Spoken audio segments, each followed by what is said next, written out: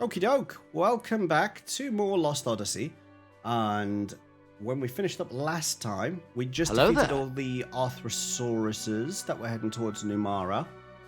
And then we went into Numara, and we pretty much stopped there. We stopped there. So today's stream, we're gonna have a little look around Numara. Ming's gonna kind of figure out, you know, what's changed here. Do I need to do anything? We don't know what happened with that general guy who attacked us with the tank. There's a difference between a tent and a tank, let me tell you that. Don't know what happened to the guy who attacked us with the tank, so we'll probably rediscover what's happening there. Probably re-seize control of Numara. I'm imagining there's going to be some political intrigue that's going to go on there. Oh, excuse me. And then we find out what we need to do for the rest of the story. So that's what we're doing today. Let's see how we crack on with this today. Oh, damn it. I just missed the menu. Damn lethal, those tents. Which Final Fantasy is it? If you throw the tent, if you use it as an item, it causes like blind and poison and all that sort of stuff. It does like a load of status effects. 9, that's the one. That's the one.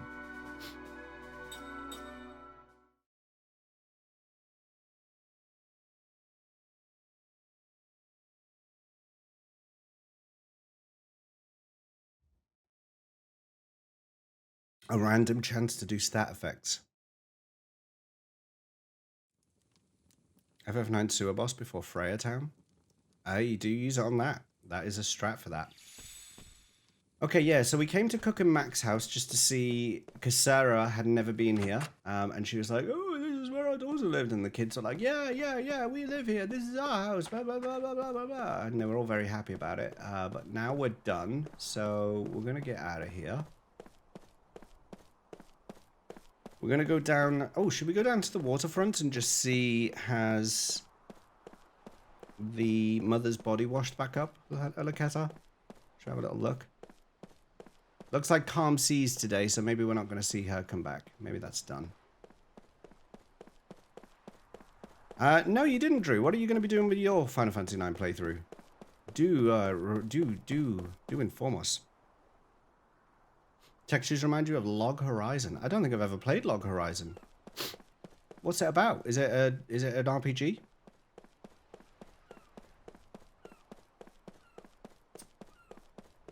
Oh, this is a quite quiet area. Oh, it's an anime. Gonna be using all the hacks that came with it to consoles. The hacks? What hacks? Need to finish that anime. I've never even heard of it.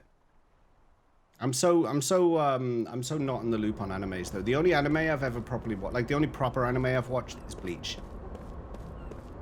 That's it. That's the only anime I've ever seen.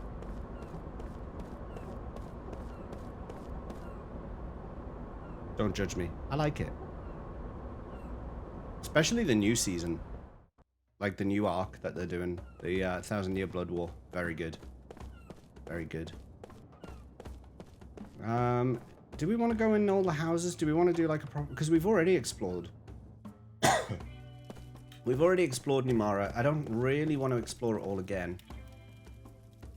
Killed a bunch of people in what's now called Ghost Town. One of my friends went back there to retrieve a family heirloom. But all he made out was a sea of flames mixed with sounds of beast footsteps. Thump, thump, thump. At that point, he figured his life was more precious than the heirloom, so he threw it somewhere and ran off. The way you put it, if you didn't do that, you wouldn't be here today. Oh! Okay, I got a okay, so it is worth going in the houses. It is worth going in the houses because I just got a treasure clue.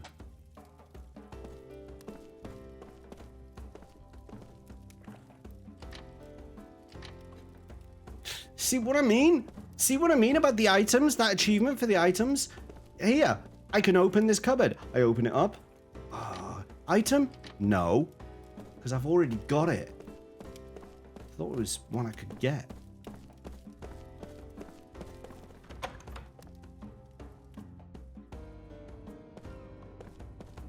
No random battles, 9999 attack, it hit 4 times speed, and then there's a couple of the disable achievements also. Oh, okay. You could probably get the Excalibur 2 pretty quickly doing that. You could probably, maybe you should add that to it as well, Drew. Like, because then it's like, because if you're doing all the cheats, that kind of makes it a little bit easier anyway. But if you're doing the cheats with the challenge that you've got to speed run in, and also get the Excalibur 2, that'd be pretty cool. Actually, that'd be pretty cool. In my humble opinion.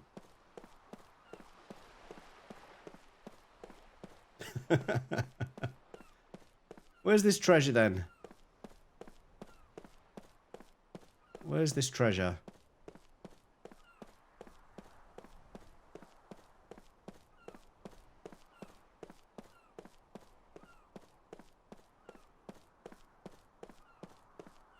One item I've never got. No, I've never got it either. In fact, I also think it's the only thing. It's probably the only item in Final Fantasy IX I've never got too.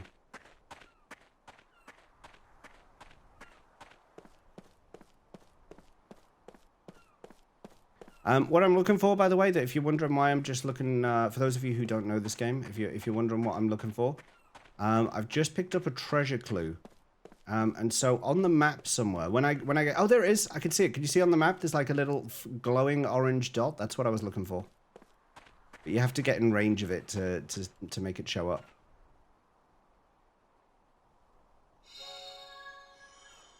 Ooh, what does that do?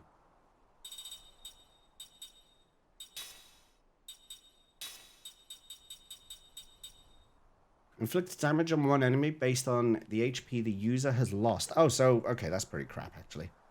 That's pretty crap. The real treasure is the friends we made along the way. Richie. What item? That item. The skin flute? No, not the fairy flute. No, Excalibur 2 we were talking about. Excalibur 2. He's got a raging clue. Oh. Crap indeed, yeah. Is it a hard one? It's quite useful when you have max HP and almost dead. Yeah, it is, but I try not to let myself get to that state though. Because that's not ideal. And because of the way the turns work, it's not like you could just have a turn and know that you've got low health and you can definitely be cured before your next turn comes round. Like, it could be that you use it. Let's say you use the ability to you know, you've got like 1 HP left. So you use the ability, but then in the same turn, because you're doing all 5 characters turn at the same time. So in the same turn, you also have someone cure you, so that when the enemy has their turn, they don't KO you. That would be the legit strategy for how to use something like that. But of course, because you can't properly control who gets what turn, it's possible you get cured, then you do the minus hit, or the enemy attacks you and kills you anyway. You know, there's all sorts of things that can go wrong with it, and it just makes it too risky. Makes it too risky, in my opinion, to use that. Gags! Gags. How the devil are you today? How the devil are you today? It's good to see you.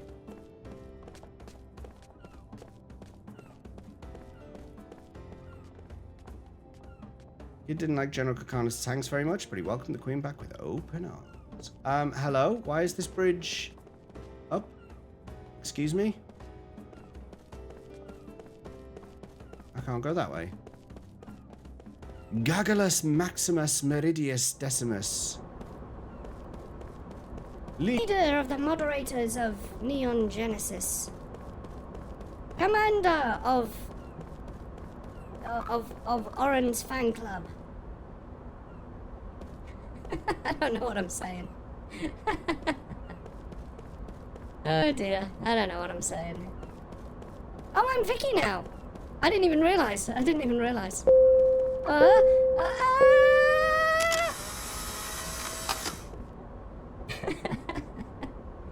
Ian James.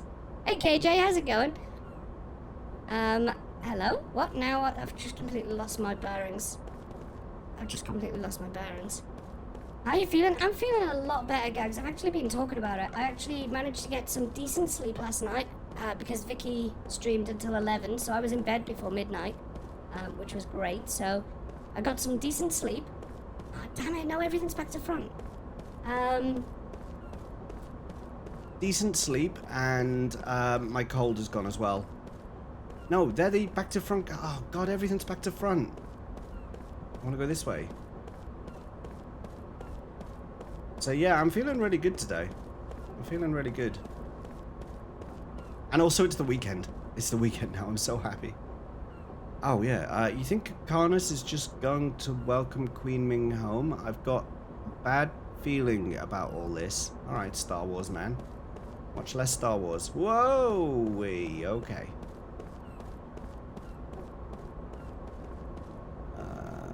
Do we wanna?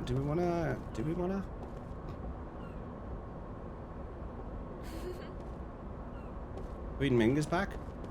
Really? How'd you know?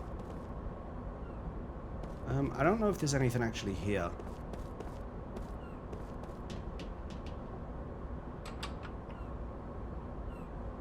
Won't open. I've been trying to get through work. Oh, KJ. I was so happy when I finished work today. I was just like, yes. Been a hard week. Not feeling well and having to work still. Too much to do this week. Couldn't really take it off. Gotta get on those widgets that you tweeted about. Oh, they're so good, KJ. They're so good. Andy Lippy was here earlier. I don't know if he still is. But yeah, do you know, I can show you. Oh, if I just save quickly. Have you seen the raid widget before, KJ? Have you seen how it works? Because that's my favorite one. That's my favorite one. You saw it? Oh, of course, you would have seen it in the video, of course. Of course you would have. I forgot Andy made me famous.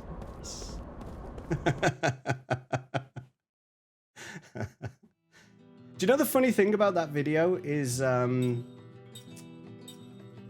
yeah, we go to the city first. We can't go through the port. The funny thing about that video, Andy had forgotten that he made that widget, and he put it up on his Patreon. It must have been months ago. So I've been using it every day for so long. And then I was on his stream and I was like, when are you going to actually release that raid widget? And he was like, what raid widget? And there we are. That was how that came about. Oh, hello. Welcome back, my queen. Queen Ming is back. Pretty popular, aren't you? Why don't you say something to them? I apologize for being away so long. I'm glad to see you, all of you well. Well, I'm glad to see you too, Queen. Your Majesty. It's the bloody Queen. You don't call her Queen. It's not her name. Still so beautiful and so strong. You presumptuous little old... Get in the dungeon with you. I knew we could trust Queen Ming to defeat that Arthrosaurus. Oh yeah, we did do that. Numara is saved, and it's all thanks to you. Thank you so much, Queen Ming. I'm so happy our queen is back. Hopefully you'll put General Kakarnas in his place. Kakarnas, huh? I guess your absence must have turned him loose. Well, now what, Ming? Are you gonna go back to the palace? Kakarnas may have some kind of trap set up. Kakarnas is the general who attacked us with the tank tent. No, I'll be alright. I have an important task to take care of. Alright, so the reason I came back here at all was to see this guy.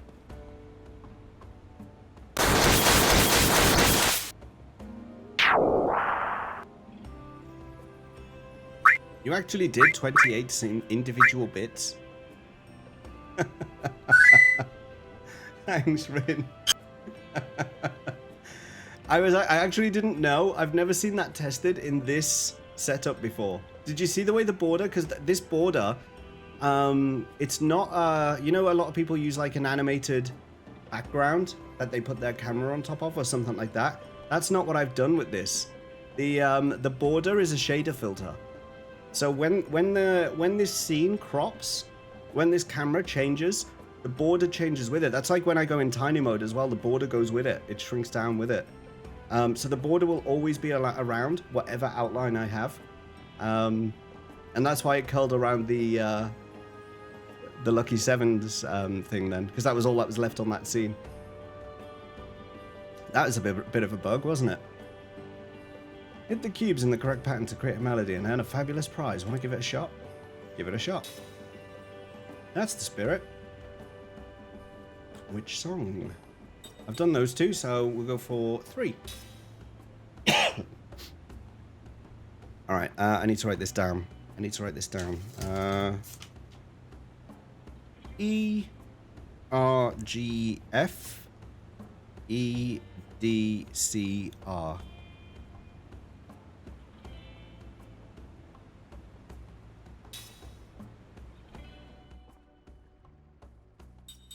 How many people can I take in, like, everyone?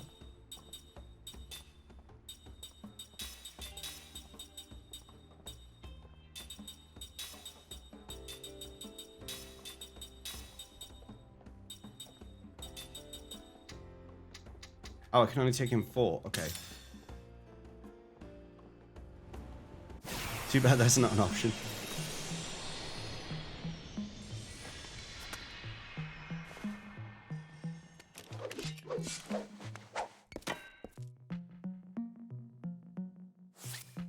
So... Oh, okay. Are they going to attack in order that I do? So, like, if I just go E... Wait, what's R? Oh, rest. R. G. F.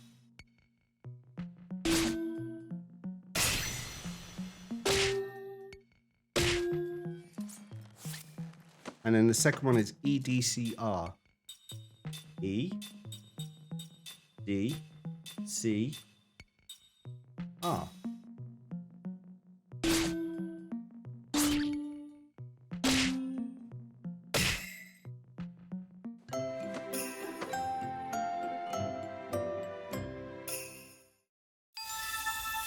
Nice. Writing is the easy way. Just remember it. I wanna write it though. That was superb playing to commemorate this first performance. This is the 3rd performance.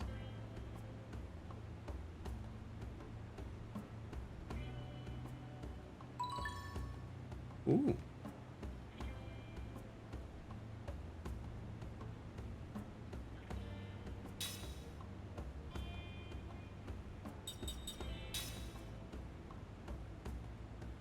Five-person challenge. Won't be that challenging when I write it down. G-E-G B-A G-F-D-C-R.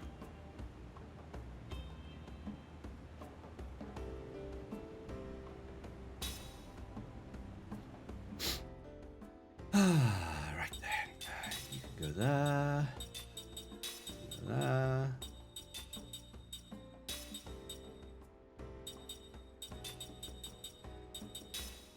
Oh, damn it.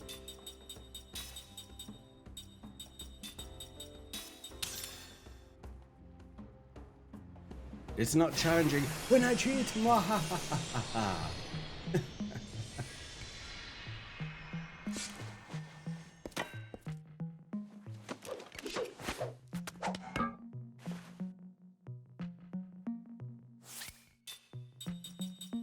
G E G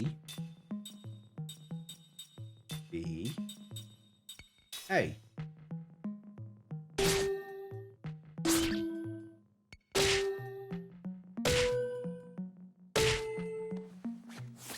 GFDCR.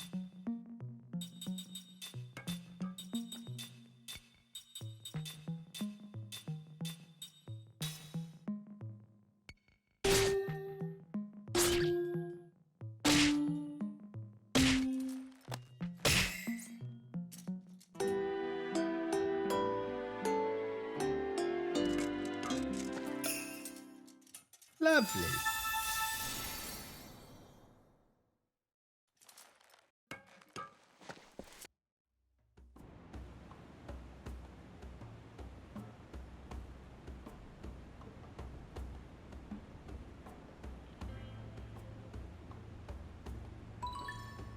Wind charm.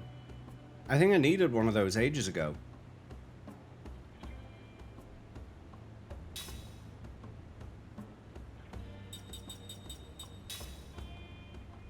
Making it longer.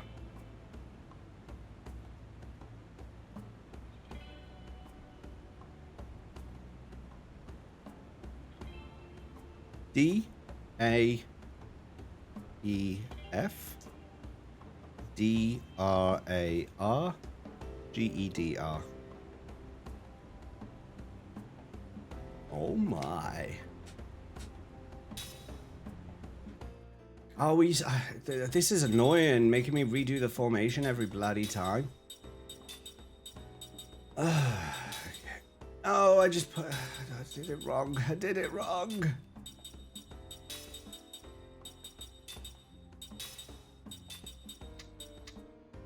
Oh, I can only do 4. Twitter Blue is £11 a month, but if you pay annually, it's $9.58 a month. What?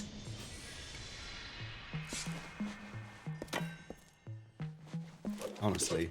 I remember I got it for a meme when it first came out for like that first month, and it was like £6 for that month. What is he doing? D-A-E-F. D-A-E.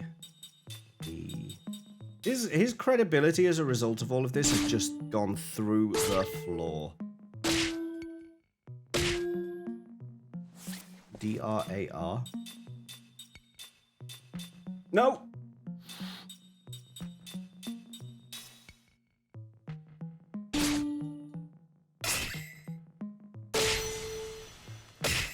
What was that? And G-E-D-R.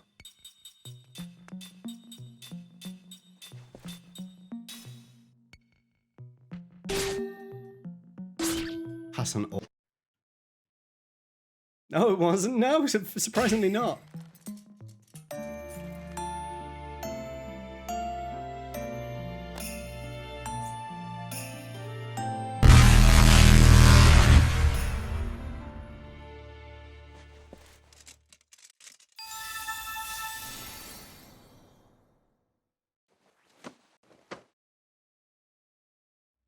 Why?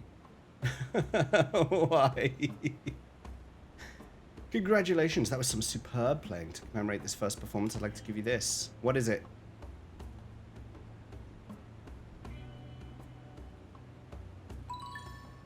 A toughness brooch?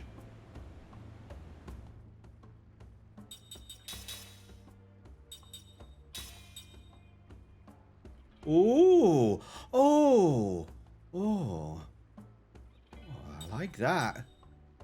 Oh, that's pretty good as well. Oh, we're getting some good accessories from this. Yes, more. Give me more.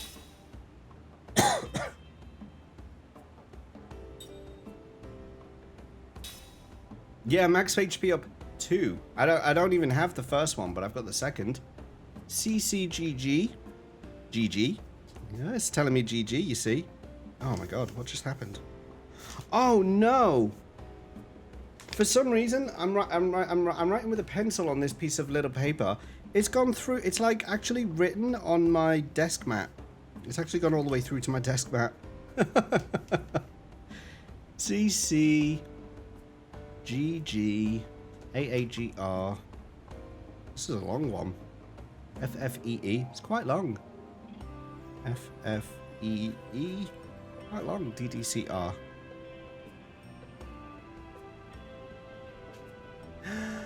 Got in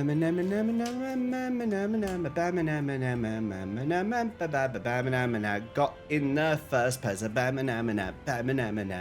Got in the first pezza. You were close though. You were close. I'm not gonna lie. You were close. Okay, that's not helpful at all. No. Okay. 1, 2, 3. That one.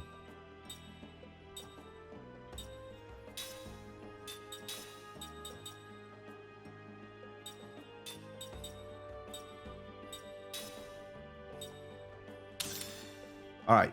All right. All right. I think we're okay.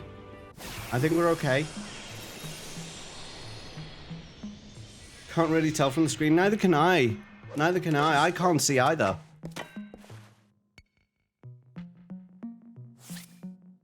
All right. CCGG.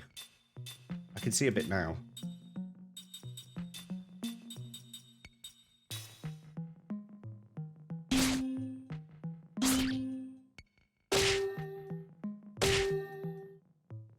AAGR.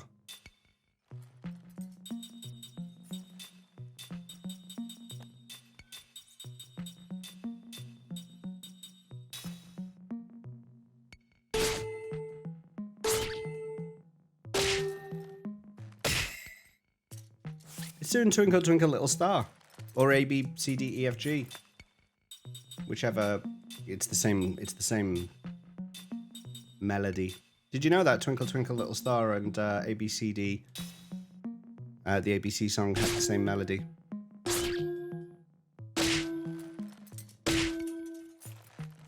Oh, it literally said Twinkle Twinkle Little Star? Okay. I wasn't paying attention to that because it went all blurry, didn't it?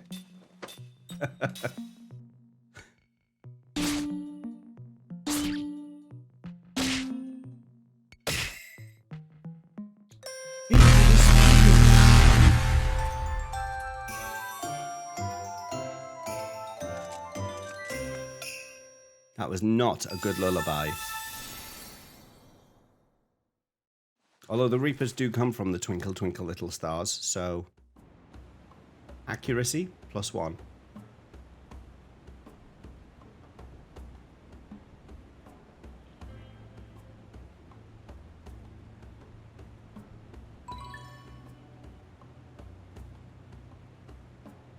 You played Twinkle Twinkle Little Star. Have this magic rifle as a prize.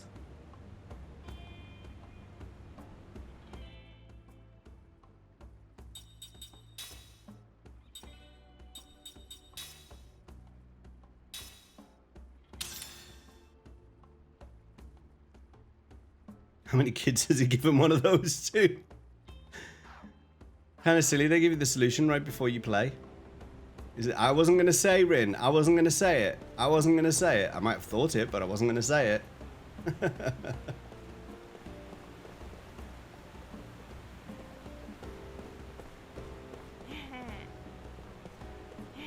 I'm not really bothered what these guys are saying. What I actually want to see is if they've got any bedtime stories for us.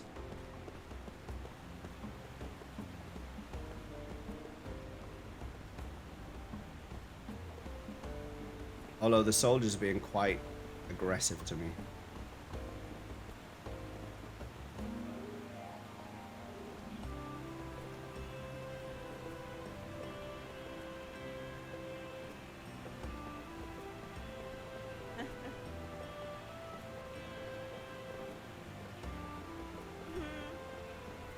Let's have a look in here. As a Yank, I'll say it. Yeah. I'm not qualified to say it because I've only been to the US once. And in my time in the US, I didn't see a single firearm, so I'm really not qualified to say.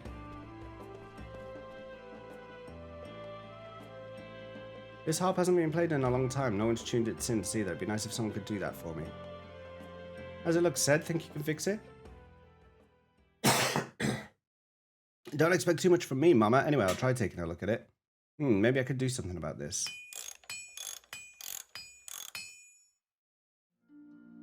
There we go. Hey, it sounds just as it did before. Listen, everyone. These people fixed the harp for us. Let's give them something for their trouble. Thank you for 19 Cape of Illusions. Cute generic tool sounds.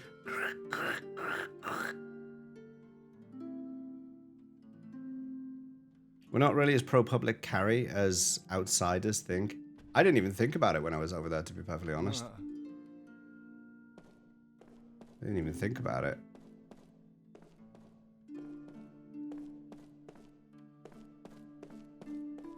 You gonna do all the treasure hunts? I don't know. But what we are getting is a raid from Terrier Darts. Terrier Darts. I can't believe you've got an emote that is of kind of not me. You know what I mean?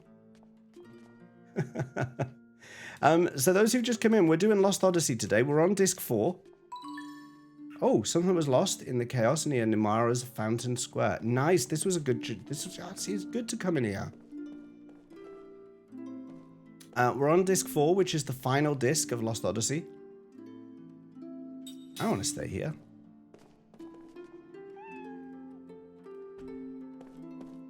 James cosplay days. Just wait until my next stream and you see how I've integrated it. Oh, God. Oh. Do I really want to? Kind of have to.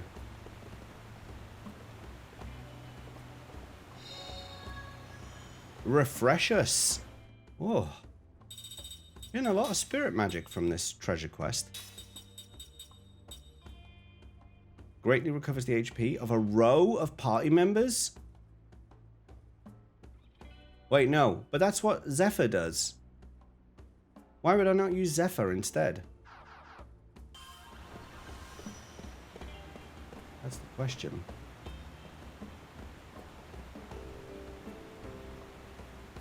D Rustin on the any percent speedrun. I'm terrible, but I gave the 12 egg speedrun a few goes. Not the worst for first and second go. Nice. Practice makes perfect. Practice makes perfect. I'm terrible at speedrunning. I've got no... I haven't got the ability to concentrate on a speedrun. No. I don't want to play with you.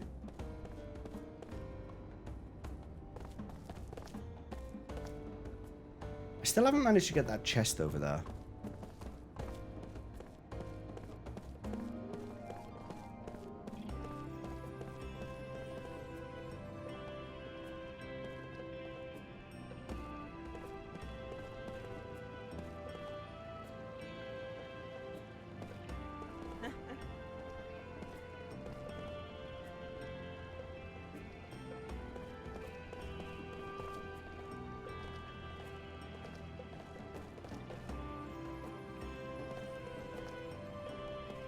Hey, this is the shop that had the password, isn't it? And the password is Toto Miss. And you know how I remember it's called Toto Miss? Because of the memory exercise that I told you guys the last time we were in this area, when I said the way to remember the password was Toto from Wizard of Oz. And we miss Toto because he's dead.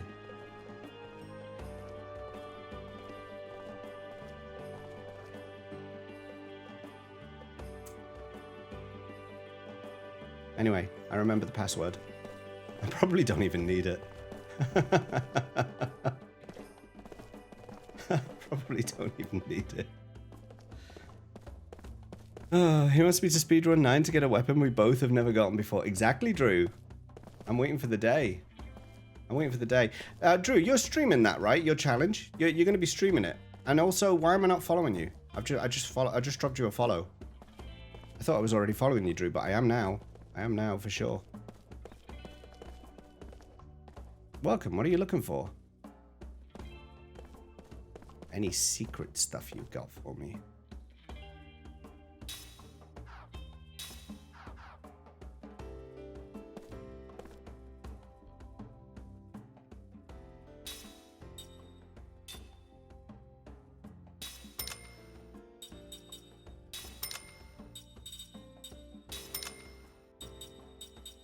These are all the accessories that were stolen from me. Bastard things.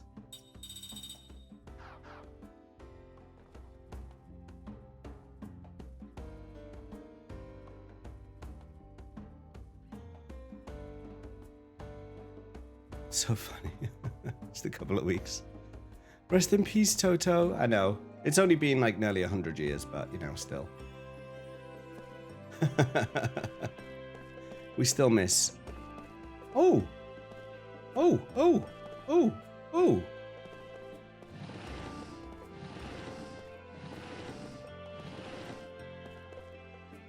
Tuba! Tuba, tuba, tuba, tuba, bop, tuba, tuba, tuba, bop, bop, tuba, tuba, bop. Wow, what are you doing? I have extremely valuable merchandise over there. Valuable? You mean this? No, I mean, that, well, you could just say it's a memo. I'm afraid it wouldn't mean much to anyone besides me. It says something about some business deals with the Numara military. Lots of money, it seems. You made quite a profit, didn't you? Oh, no, that's, I mean, really, I took a loss on the whole affair. The Queen was against expanding the military budget, so General Kakanas asked me to help him. Under the table, he demanded huge discounts in exchange for his tacit approval of my business. Damn, didn't let anything stop him, did he? The general said he managed to keep all the military upgrades within budget, including the arming of the White Boa. But, oh, please forgive me, Your Majesty. I know the sale of weapons and armor is strictly prohibited under your peace policy. Of course, I'd never sell arms to anyone suspicious. I'm in full agreement with Her Majesty's policies. Absolutely. I only sell to people who appreciate these weapons as art, or to those who have a pressing need for it. Look at her face. She is not convinced.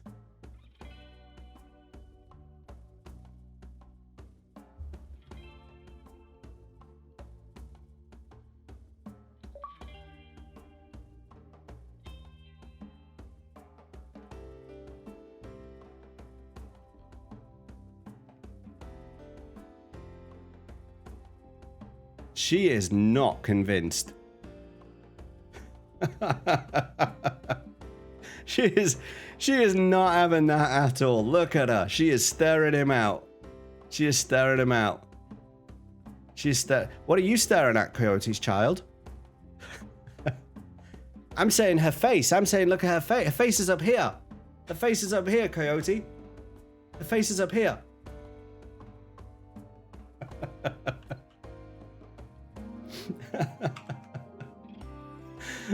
No. No, it's not. Oh, why not just let it go? With a total ban like that, it's only natural you'd have things like what Kakarnas was doing. I have no time to pore over policy details right now, therefore I shall leave this particular affair for another time. However, if you have any further illegal dealings with the military, I will make your case a personal priority. Do you understand? Of course. Thank you, Your Majesty. Please, accept this as a symbol of my remorse. Purgatory ores? He tried looking at her eyes in vain. Boob vein. Nurple! It's Tourette's. Oh, I've never heard of textual Tourette's before, but there you go.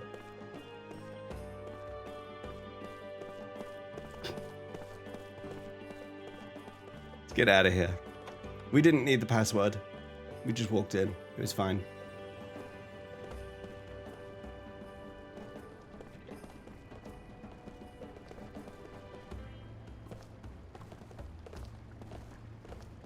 I'm sniffing around here. I've got the Queen with me, mate. You want to watch what you're talking to? Who are you talking to? Who's that facepalm emote? I like it. Summon Banshee. I love a good facepalm emote. I wonder if making all the rings is part of all the items. I've got them all, Drew. I did it all. I made all the rings, so hopefully I'm covered for that. Why have I not got this chest? Wait. Oh, that's the chest I can't reach yet because she hasn't met her partner yet, so I can't get over there yet. Okay. Yes. I know where we are.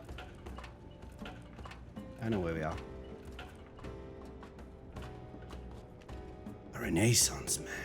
I appreciate a good facepalm.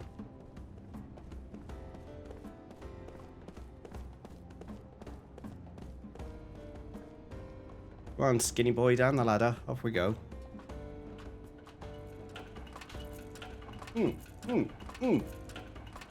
Oh god, that tea's gone really cold. Ugh. Ugh.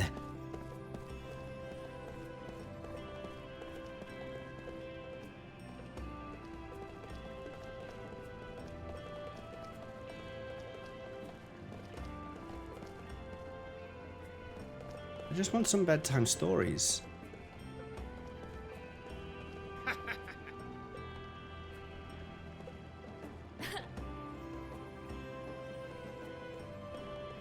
What's in here?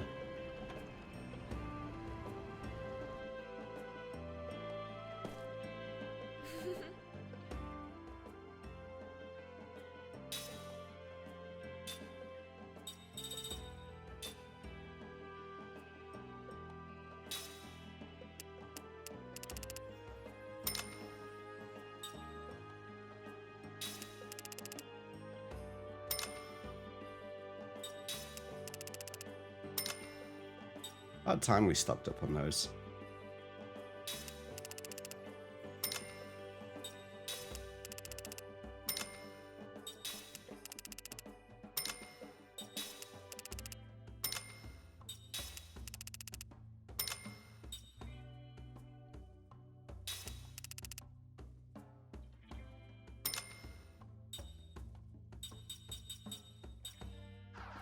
Not bothered about the rest.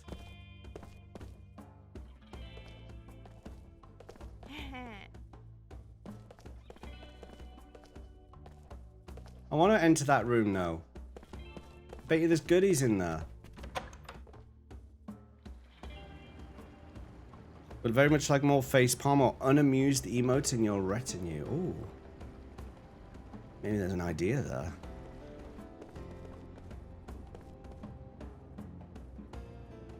Wait, so that kid was saying about getting on the roof. I know how to get on the roof. So if I go on the roof, can I get in this building from the back? Or like... Because you get on the roof here. So have I just missed the trick somewhere? Spent 4 hours highlighting this reel. Finally done. Is that in Twitch's highlighter? Is that in Twitch's highlighter? I can't get down there. Twitch's highlighter. I use it daily. I use it daily because I do my VOD edits in that highlighter. Ooh, that reminds me. I need to do yesterday's.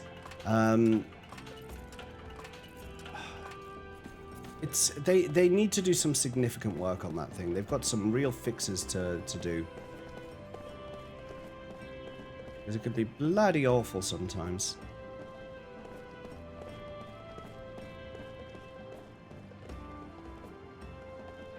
So I can't...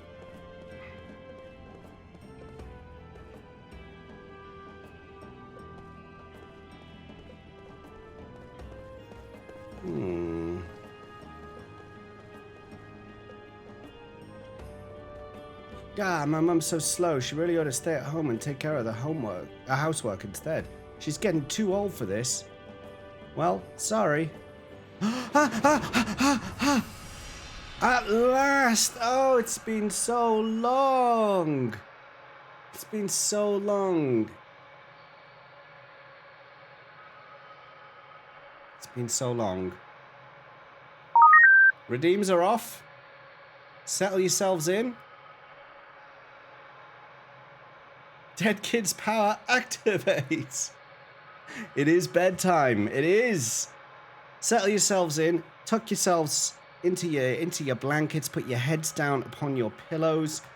We're going into bedtime story mode. I won't be reading chat. At least I won't be reading it out loud. I won't be responding to things, but I will be reading chat. I'll be reading it with my eyes. I just won't be reading it out loud. I won't be responding, but I'll be reading. We're going to be going into bedtime story time. There may be dead children ahead. Let's find out. These bedtime stories are always a little bit depressing, so you know, just go in with the expectation that you're going to be slightly sadder at the end of this than you were when you came in. Anyway, bedtime story time. Set yourselves in. Get yourselves ready. This story is called Return of the Native. The mother stands by the island pier, waiting for her son.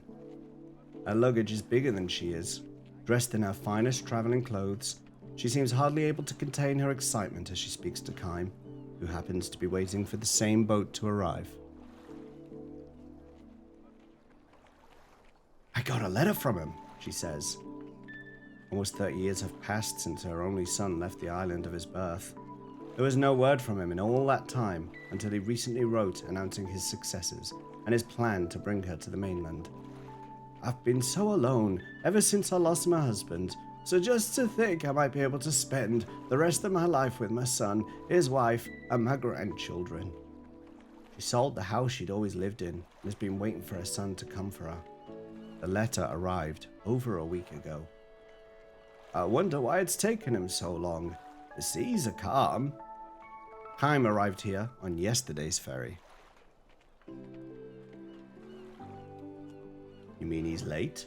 Kime asks with some surprise. Very, she replies, forcing a smile. I wonder what's wrong. Maybe he got busy all of a sudden and can't pull himself away from his work. He hasn't written again to explain. He's never bothered with things like that, not since he was a child, she says, straining to smile again and glancing toward the horizon. No bigger than a dot at first, the boat is now big enough for a clear view of the mast in silhouette.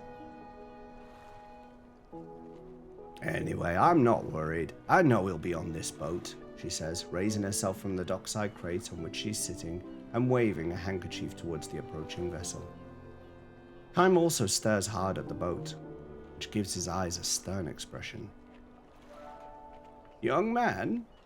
At the sound of the mother's voice, Kym hastens to soften his gaze before turning toward her. You're a traveller, aren't you? That's right, he says. I saw you arrive on yesterday's ferry. Are you leaving so soon? She is obviously curious about this stranger, but her face shows no wariness towards outsiders. Relieved to see this, Kym replies, I'm doing the same thing you are, waiting for someone to arrive. On this boat? Yes, probably. You haven't been in touch with the person? No, we haven't agreed on a time. I might be waiting for nothing too. Oh, really? Kym evades further questioning with a strained smile. This is not something he can discuss with just anyone. He is on a secret mission, one that must not fail. I've got an idea where this is going. The woman still wears a look of puzzlement, but their conversation is swallowed up in the general hubbub on shore, accompanying the approach of the boat. At last, the ferry arrives. One by one, the passengers alight after their half-day trip from the capital on the mainland. Clutching the handkerchief to her breast, the mother scans each of them. There are peddlers who travel from island to island, hawking their wares, and men who have come to do larger-scale trading, sunburned young men and women who arrive from the mainland in groups to work on the island's farms, and men coming home to the island after a season of labor on the mainland. None of the dozens of passengers, however, is the woman's son. Once it has disgorged its island-bound passengers, the ferry takes on people crossing to the mainland. Greeters on the pier give way to their well-wishers. The mother turns her back on the pier's hustle and bustle and plods her way towards the town. She hoists a heavy bag onto her back and lifts a large suitcase in each hand. But she's only taken a few steps when the pack begins to slide off. Kym reaches out to keep it from falling. The woman turns with a look of surprise, and when she realizes that Kym is alone, she asks, So your person didn't come either? Looks that way. With only one ferry a day from the mainland, all they can do is wait until tomorrow. Are you going to stay on the island until your friend comes? I might have to. You could run up quite a hotel bill that way. I'm all right. I'm used to camping out. Camping out? She explains with a look of amazement. Then she smiles and says, Oh well, you're young and you're in good condition. A few days sleeping outdoors shouldn't be too hard on you. What are you going to do, ma'am? Go back home? I wish I could. I sold my house last week. I was so sure my son would come and get me right away. A hint of discouragement clouds her face, but she quickly recovers her smile and continues. The money I got for the house is a nice little bundle, so I've decided to spend freely for a change. See that large hotel over there? I'm staying in the biggest room and taking it easy all day and all night too. I'm disappointed when he doesn't show up, of course, but I've worked my fingers to the bone all these years. It won't hurt for me to indulge myself just this little bit. Though delivered with a smile, her words touch Kym deeply. In her case, work my fingers to the bone is not just a figure of speech as evidenced by her suntanned face, which is so unsuited to the cosmetics she's applied to greet her son, and especially by her bony fingers, so ill-concealed by the cheap rings she's wearing. Hard as she undoubtedly worked, life has granted her few rewards. There is nothing expensive about her luggage.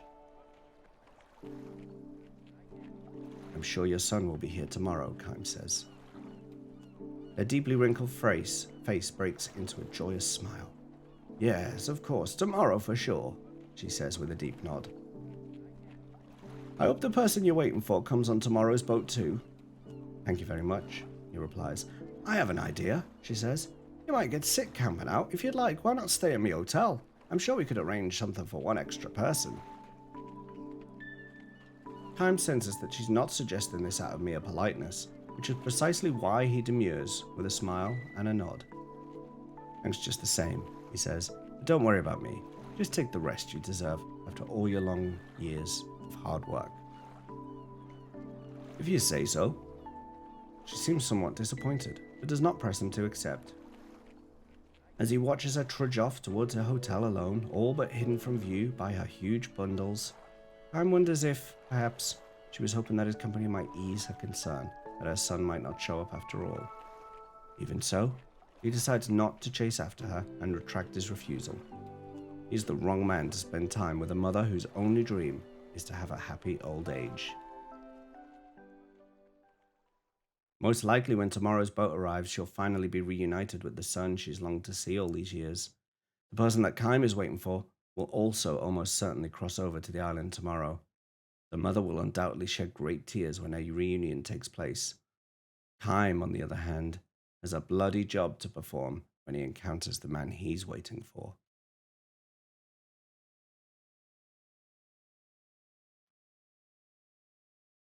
Chaim has been hunting him.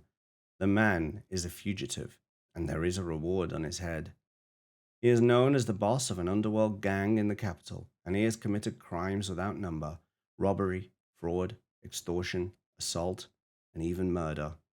To cap his life of crime, he double-crossed his own gang and ran off with a great deal of money. Word reached the gang only a few days ago that the man is headed for this island, the place of his birth, and they hired Chaim to take care of him. The fact that they hired Chaim means they're ready to have him killed on sight. Chaim and the mother meet at the dock again the next day at the same time, and again the next day, and the next, and the day after that. The ones they are waiting for never come. A week goes by. The mother switches accommodations from her expensive hotel to a cheap inn frequented by traveling peddlers. Actually, I'm more comfortable in a cheap place like this, she tells Chaim with a laugh. But more than likely, our money would have run out in the first hotel. Your person's very late too, she observes. True. Who is it? He sidesteps the issue with a strained smile. He cannot answer her question if he's going to carry out his duty. And besides, he feels a tiny premonition deep inside. The mother stops questioning him and says, I hope your person comes soon.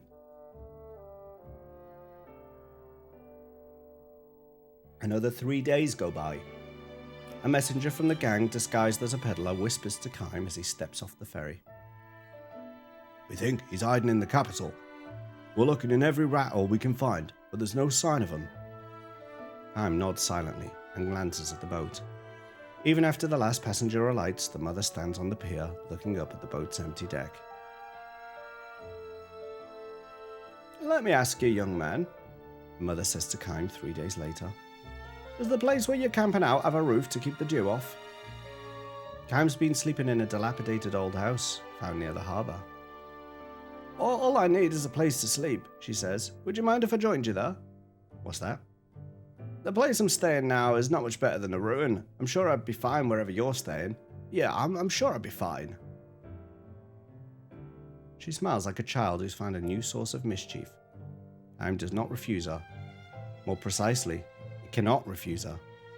She's probably run out of money even to stay in her current flop house. Chaim has noticed her cheap rings gradually disappearing from her bony fingers.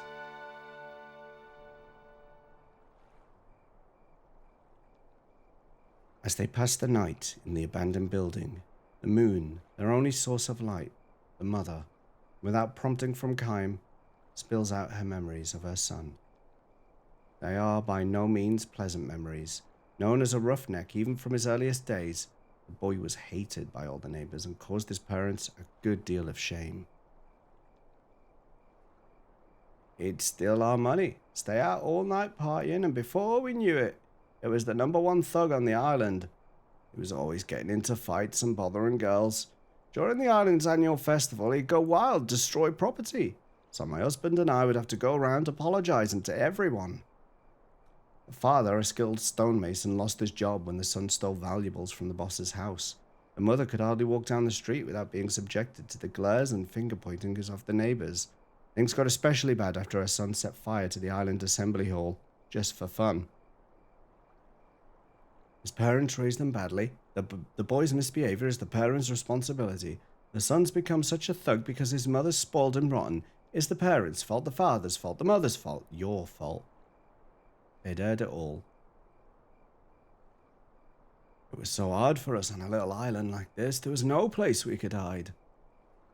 The boy was 18 when he finally ran away from home, or rather left the island when his parents all but disowned him. The other islanders rejoiced as if a plague had lifted. One man went so far as to deliberately let the parents overhear him declaring, "I hope that bastard goes to the capital and dies in the gutter." The boy's father died 5 years ago. To the very end, he would not forgive his son, and in his final delirium, he was still apologizing to the islanders. But still, to her mother, any son is the baby she once carried. I never heard a word from him, but I went on praying that he would stay healthy in the capital, that he wouldn't catch whatever epidemic was going around, that he wouldn't get into fights. But that's just me, I guess. She gave Kym a bit of smile. Or maybe it's just me being a mother, she adds.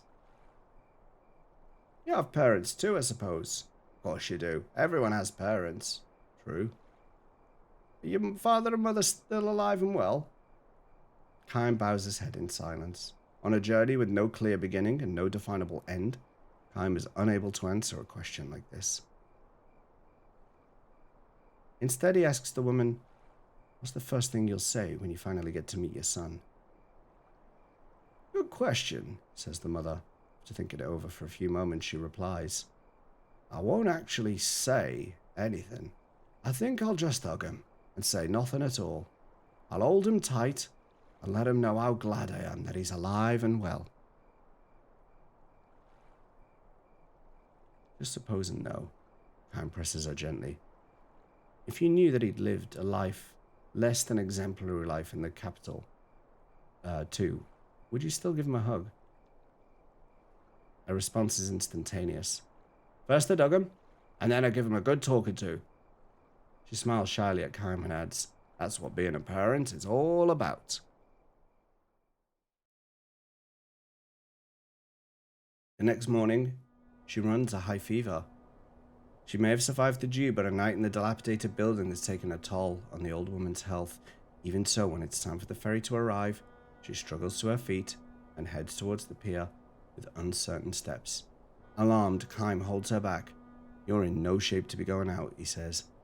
Despite his attempts to bring down her fever with cool spring water from the forest, it's as high as ever. Her labored breathing has taken on a congested rumbling. I have to go," she insists. "My son is coming for me.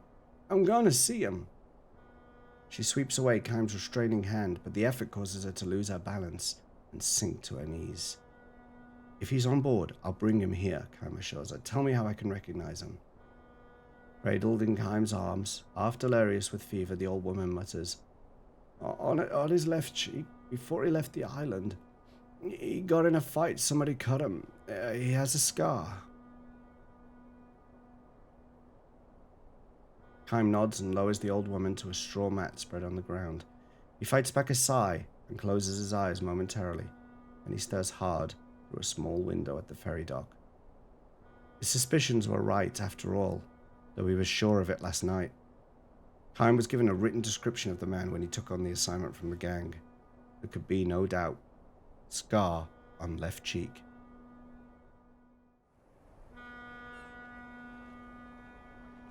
The ferry is approaching the harbour. The pier is showing signs of activity. Kym starts for the door. Behind him, he hears the woman saying, "Please, don't kill him. Don't kill my boy." Kym stops short, but instead of turning around, he bites his lip. I don't know what he did in the capital, but don't kill him, please." So she knows too. She knows everything.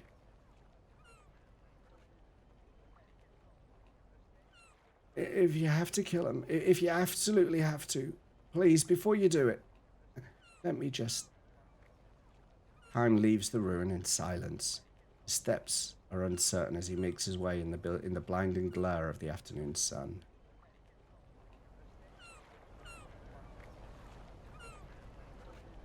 This time, the man is there. Trying to lose himself among the traveling peddlers, the man with the price on his head and the scar on his left cheek steps down to the pier. He's far more emaciated than Kime's written description would have led him to believe. No doubt he's exhausted from his years as a fugitive.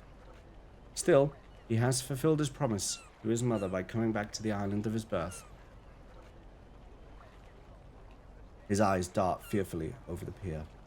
His expression changes from that of a man searching for someone to the panicked look of a child who has become separated from his parent. Kime slowly plants himself in front of him. The man knows nothing of Kime's mission, of course, and has never met him before, but he has the instincts of an inhabitant of the back alleys. His face freezes and he turns to flee. Kime grabs him by the shoulder, but lightly, in a way that would make an onlooker think he was witnessing the joyful reunion of old friends. The man tries to shake off the hand, to no avail. It would be easy enough for Kime to kill him on the spot. His eyes show that he has no strength left to fight. Kime is far more experienced than this man does at surviving potentially fatal encounters. The man knows this. "You're gonna kill me. Get it over with," he snarls. "But if you've got a trace of kindness in you, you'll give me one last chance to do something good for my mother. It won't take long, just let me see her. Once. Then you can do whatever you like with me." Kime lets his hand drop from the man's shoulder. He's not going to run away. "So, I didn't make it after all," he says with a forced smile. His face tells Kime that he's probably resigned himself to his fate.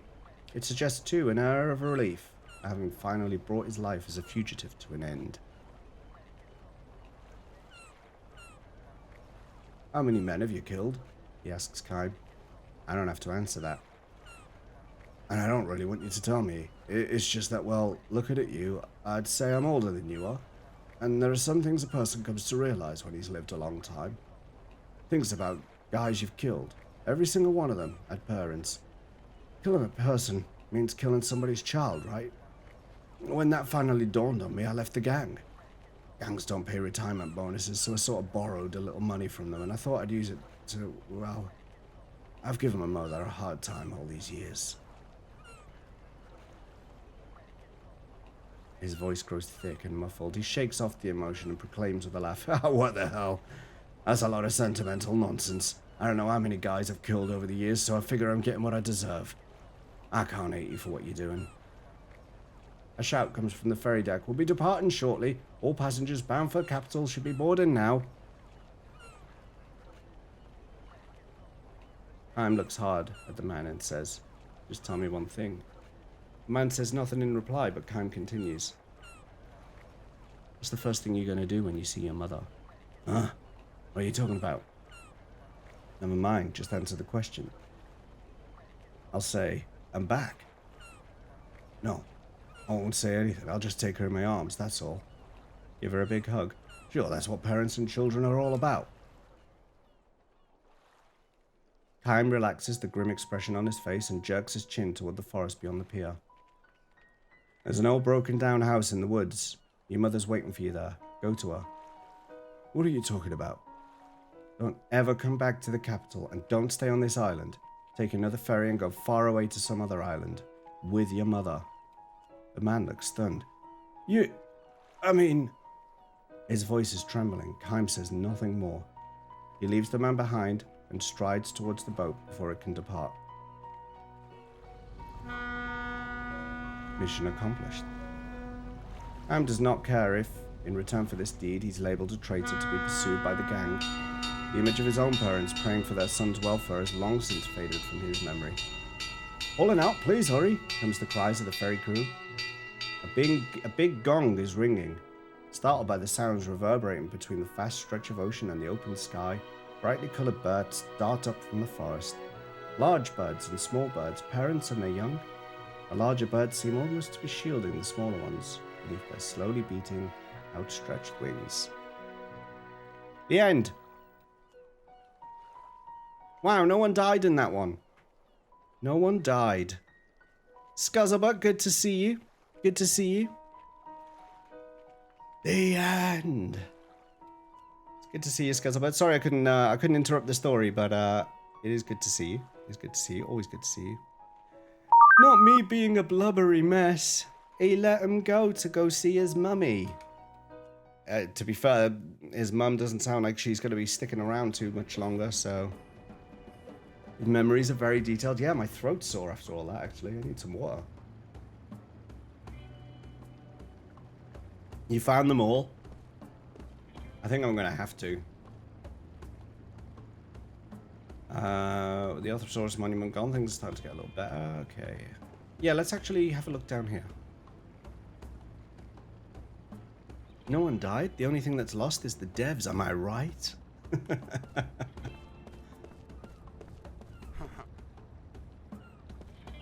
Any more stories?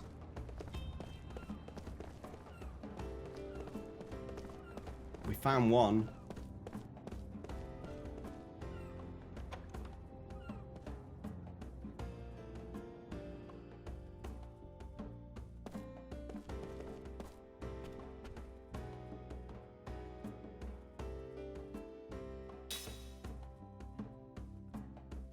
One more. I'm missing one crystal fragment. Oh my god. So I have to go to Crystal Forest and find the one fragment that I've missed. Oh, that sucks. That sucks.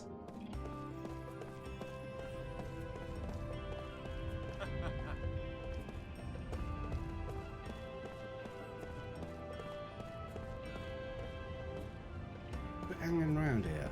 Don't you tell me what to do.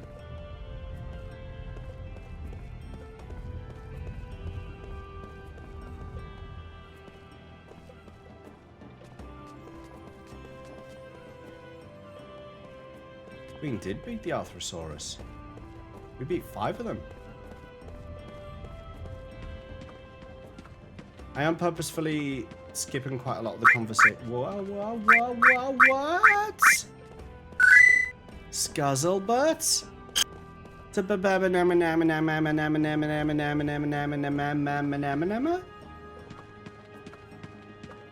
Thank you, Scuzzlebutt.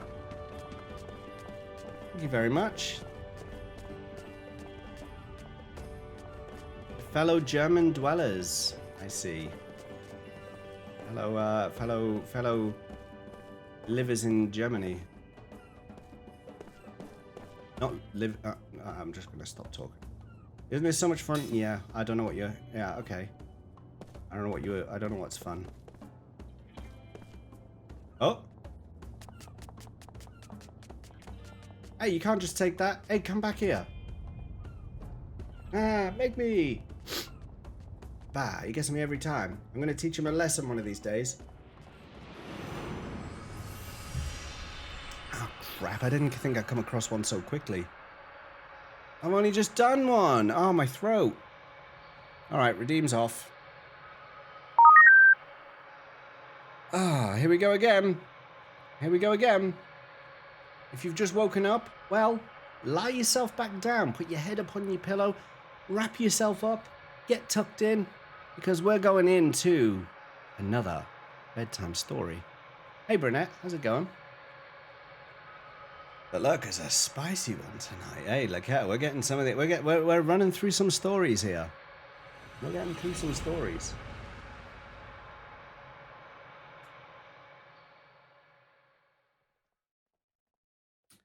Let's see. This story is called Lottery of Life.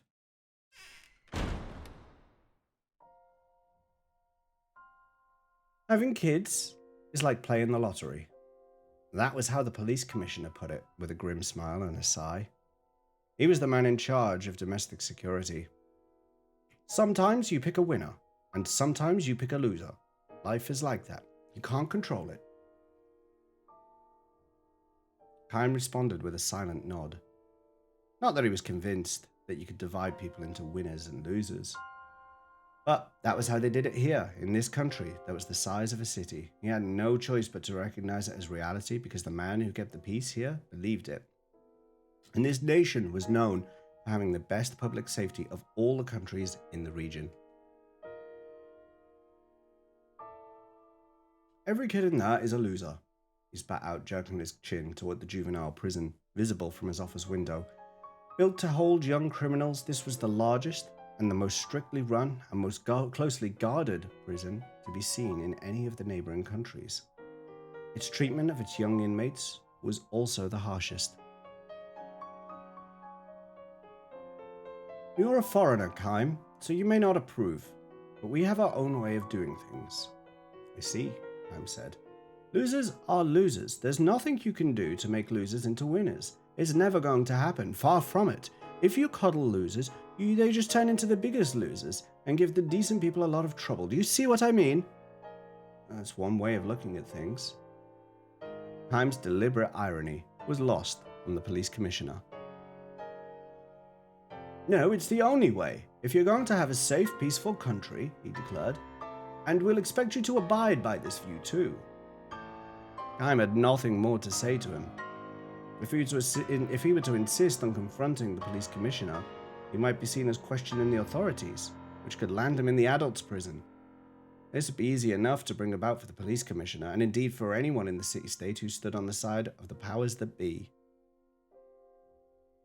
The commissioner glanced again towards the juvenile prison. They built that place 80 years ago, he said, which is to say the very first building they made when the present political system came into being was a prison to throw young offenders into. Kime knew this. For Kime, whose life went on forever, events of 80 years before could well have happened yesterday. 80 years earlier, this country had experienced the coup d'etat. The revolutionary government ruled the people under a military dictatorship and jailed every last person suspected of disturbing the peace and order. The government was especially wary of younger criminals.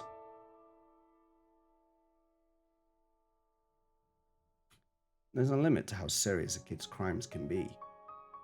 Let them get away with those, and the next thing you know, they're doing really bad stuff. They might be satisfied with shoplifting at first, but soon they're into burglary, muggings. They start using weapons, and in the end, they think nothing of killing people. You have to nip them in the bud. Just realized I didn't do his voice. Didn't realize. I thought that was descriptive text. The kids sent to prison were fed the absolute minimum to keep them alive. No doctor saw them if they fell sick or were injured. Subjected to such harsh imprisonment, they succumbed one after another, and more than a few of them ended up as cold corpses, pitched out the back door. Laketa, it's one of those! Whenever one did manage to serve out his term and return to the outside world, he found it impossible to erase the brand of loser. Children with criminal records were soundly rejected by respectable society. The social system was structured in such a way that nothing worked for them. Employment, marriage, even finding a place to live. Expelled by society, these boys and girls returned to crime as a way to stay alive, eventually ending up in adult prison. With a bitter smile, the police commissioner said to Kime, I'm sure this all sounds terrible to an outsider like you. Kime answered with a slight nod. This only served to increase the bitterness of the commissioner's smile. I know what you're thinking, he said, and to tell you the truth, I sometimes think the system is a little too harsh on them too. But you have to realize that we're not just punishing bad kids, we're also holding them up as an example to the good ones. What would they think if they saw the ex-criminals out on the street again, walking along like nothing ever happened? They'd figure that even if they got their hands dirty and spent a few years in jail, they could just go back to their old lives. That society's punishment is no big deal. That they can get away with murder. We wouldn't want our kids to be like that, would we? So, the only thing is for us grown-ups to teach them. Look at those guys, we can say. All it takes is one bad deed, and your life is over. So you better listen to your parents and teachers, and be good.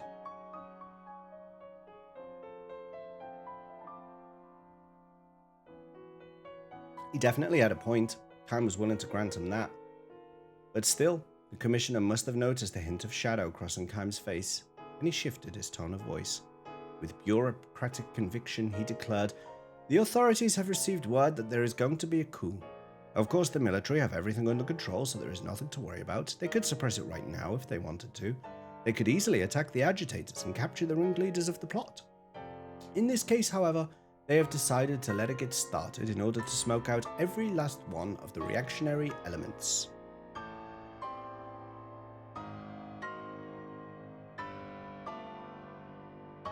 According to the government's intelligence, the uprising was scheduled to occur that very night.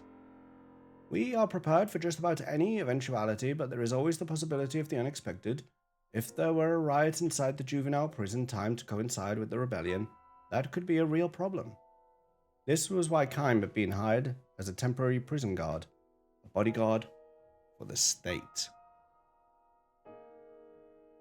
Nearly hit the Ketter's birthday thing then. There we go. Just wanted to check out and miss the word.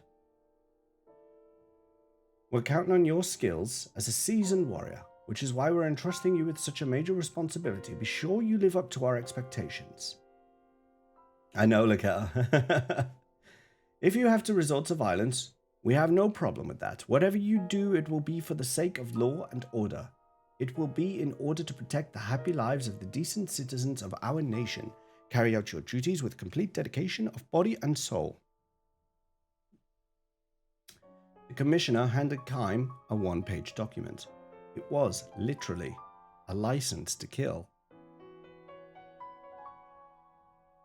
Act without the slightest restraint. All the prison guards have one of these.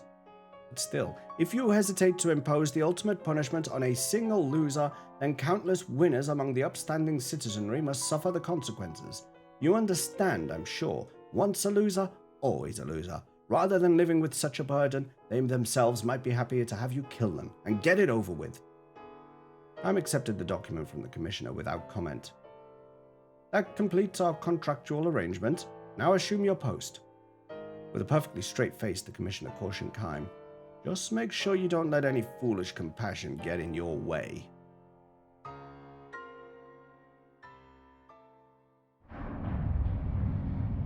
This season was midwinter, but Kime found no hint of fire burning in the juvenile prison. In their tiny, solitary cells, the young inmates, wrapped in ragged blankets, lay helplessly in the dark.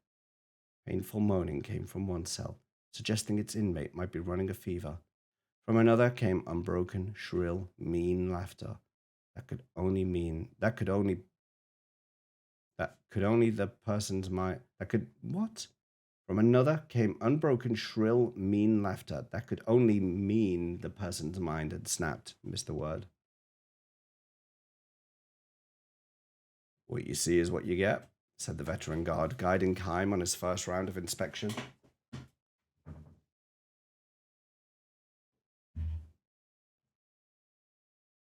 Not one of those faces shows any life.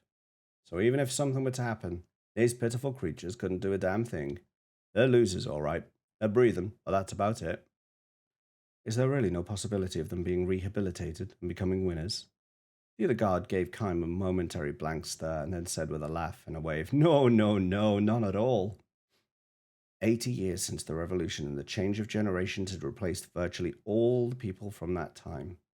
Since coming of age, this prison guard, who had no memory of life before the revolution, had been implanted with the idea that people were either winners or losers, and he surely never doubted it.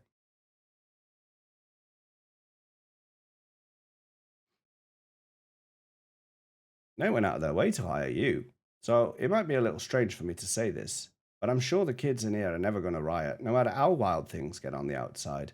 Splash a little cold water on them and they'll quiet right down. There's almost none of them you have to worry about. Almost. Well, I can't claim that about every single one of them. There are even losers among the losers, unfortunately.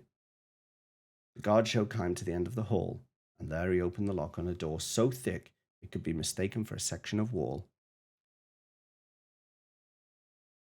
Beyond here are the punishment cells. This is where we throw the incorrigible losers. The ones who've caused trouble on work details, the ones who take a defiant attitude, the ones who show no sign of remorse for their crimes. Suddenly it was clear to Kime. It was clear to him because he'd experienced countless battlefields in his life. The punishment cells were darker and far colder than the regular cells, but from the depths of the darkness, from within each individual cell, there emanated a quiet heat that could not be felt from the regular cells. The people in here were alive. They were not simply breathing. They were alive with real passion.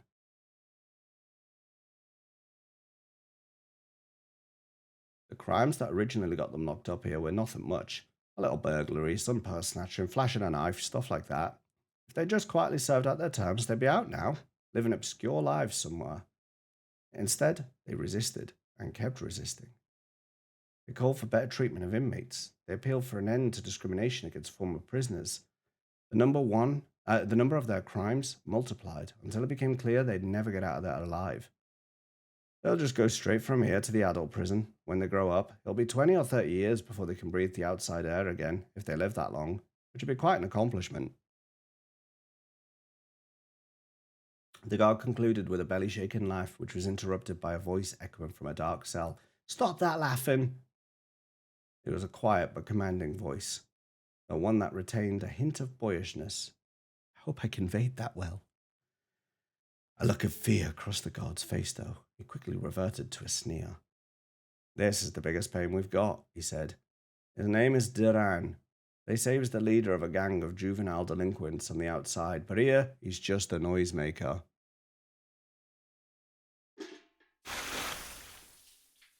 The guard picked up a bucket of water from the corridor floor with a thin sheet of ice on its surface and heaved the contents into Duran's cell. "This is what works best on these kids." Behind the bars, the drenched boy had rolled himself up in a ball. There should be enough for them to freeze to death, but the water itself freezes again in the early morning. So then their hair and eyelashes, and then any other hair they've got gets coated in ice. Some of them have lost fingers and toes to frostbite. The guard laughed again. Duran lay there curled up, but his eyes were shining with such intensity. It was as if he were trying to melt ice with the heat seething in his breast. Chaim knew those eyes. They were the eyes of a warrior, and not just any warrior, but one on the very front line in a losing battle who watches for a chance to turn the battle in his favor. And Chaim knew something else, that the system was beginning to unravel. It had kept the people in a state of suppression for 80 long years, ever since the revolution. But the very moment of its undoing had arrived.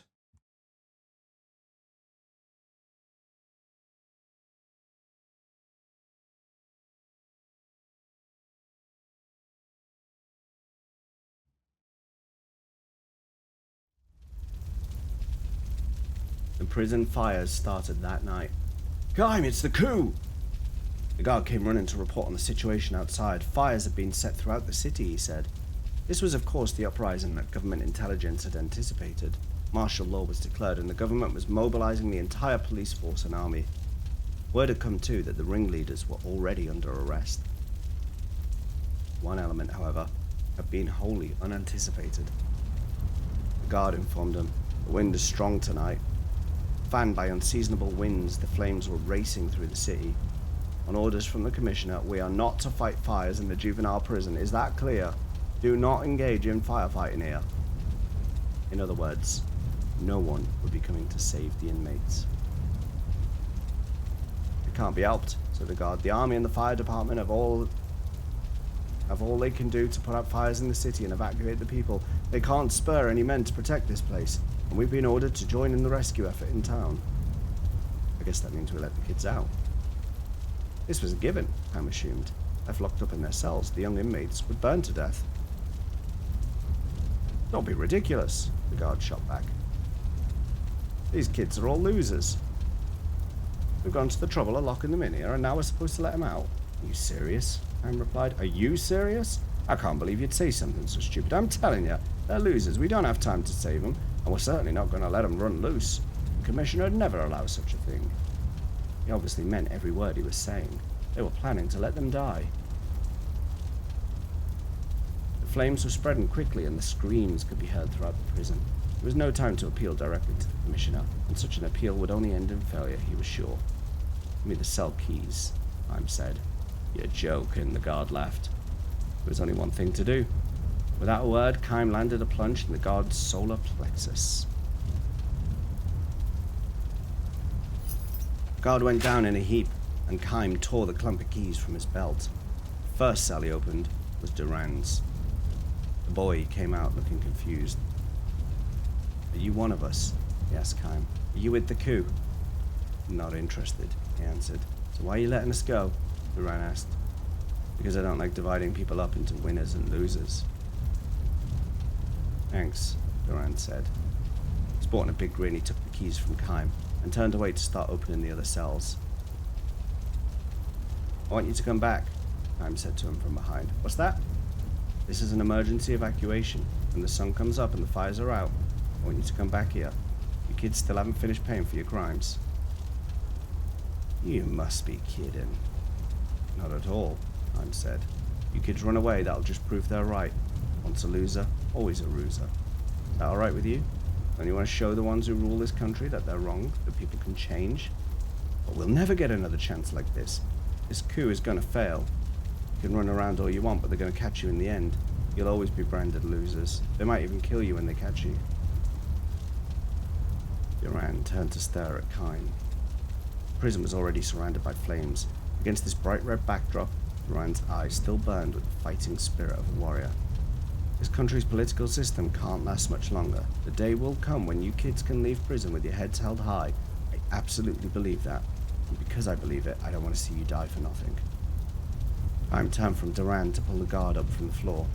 I'm back after sunrise. With this final admonition to Duran, Kime hoisted the guard onto his back and trudged away.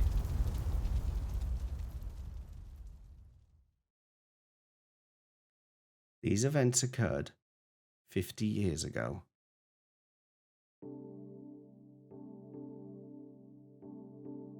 An air of freedom pervades the country now when Kime visits 50 years later. True, he does catch glimpses of young toughs and juvenile delinquents where the nightlife thrives. He feels this is just a sign of the free and easy times. An old man calls out to him, "Are you a traveller?" When Kime nods, the man says with a smile, "You're in luck. We're having a celebration in Revolution Square today. I hear the grand old man of the Revolution's going to attend. It'll keep going all night long." A celebration? That's right. I see you're too young to know what happened here in the old days. We had a coup 50 years ago on this very day.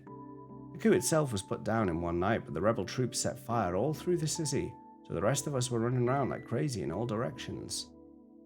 And by the wind, the flames quickly enveloped the whole city, and a lot of the city people were stranded on a sandbar downwind.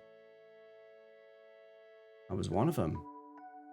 I had my pregnant wife and baby daughter with me, so I couldn't just dive into the river to escape. Before we knew it, sparks were raining down on the sandbar, and I figured we were done for. We'd all burn to death as soon as the dry grass caught fire. Just as he was giving up hope, he says, a helping hand was extended to them from the most unlikely source. The kids from the juvenile prison came to help us. They were all skin and bones, and their prison uniforms were falling apart. The prison staff hardly fed them a thing, but they pooled what little strength they had. They saved old folks and children from the sandbar, and they struggled to douse the fires that caught in the dry grass. I saw one boy carry a child across a river and collapse and die the second after he reached the other shore, and some of the ones who were fighting grass fires were overcome by smoke and burned to death. They risked their lives to save us. Their own lives were not worth living, but those losers risked their lives to save the lives of winners like us. When the sun came up and they could be sure that the fires were safely out, the young inmates went back to the juvenile prison. Yeah, it's true. The place was an absolute hell for them, but they went back inside just the same. Not one of them took advantage of the confusion to run away. They played it strictly by the rules, wouldn't you say? We were really moved by their behaviour, and people started saying that maybe these losers had their good points after all. Maybe once a loser, always a loser was wrong.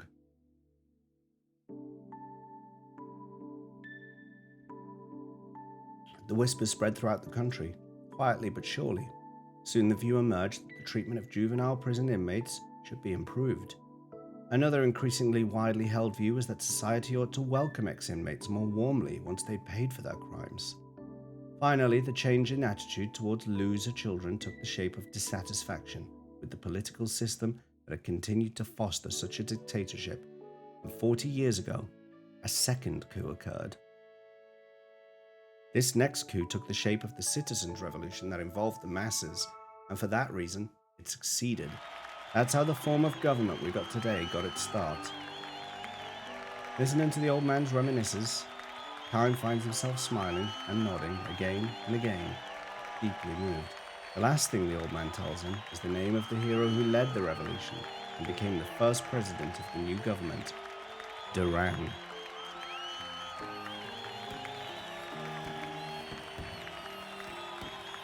Tens of thousands of people have gathered in Revolution Square as fireworks are set aloft and a brass band plays the rousing national anthem. The grand old man of the revolution takes to the stage amid thunderous cheers and applause. Duran! Duran! Ah, Duran! Advanced in years now and having long since removed himself from the centre of politics, Duran still has that youthful, fiery gleam in his eyes.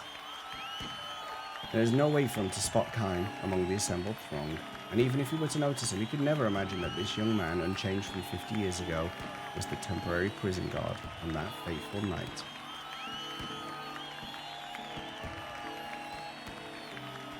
Still, the old hero proclaims, "People can change. There are no winners or losers."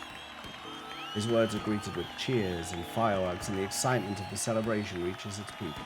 Kine makes his way to a stand at the far end of the square and buys himself a cup of liquor. He raises his cup to the hero of the revolution, who, from this distant vantage point, appears to him no larger than a speck. He downs the drink in a single breath, and the intensely strong liquor has passed his throat. It leaves a sweet and mellow aftertaste. The end.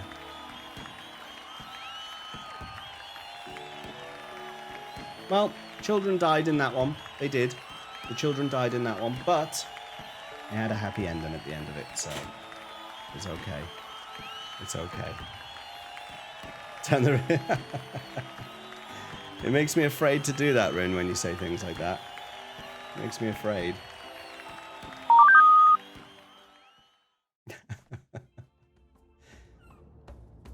Well, we haven't had any bedtime stories for a little while, and now we've had 2 in quick succession.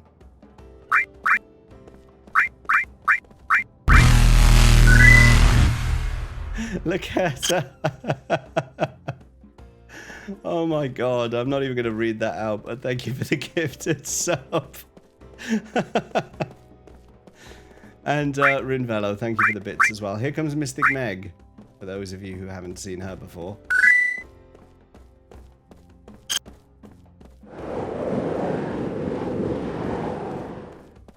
I see your fortune, Rinvello. Those who care will make the effort. When more become too much, it's same as being not enough. Flattery will go far tonight. Flattery will go far tonight, eh, Rinvello? There you go, you've been told. You've been told.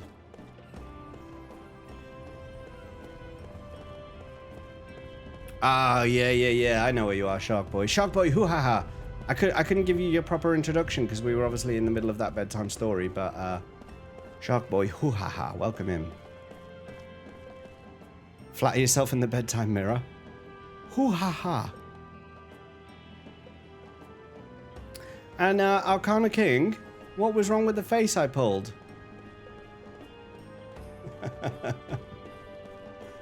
I think it was very valid.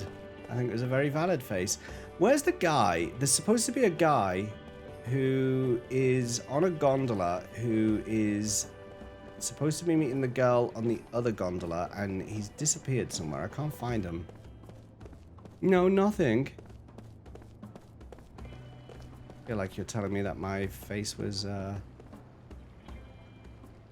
not appropriate to the time. Hey, Palu Penguin. Hello, by the way. I did see you come in as well, but obviously just because I was reading bedtime story time, I was prevented from saying hi properly.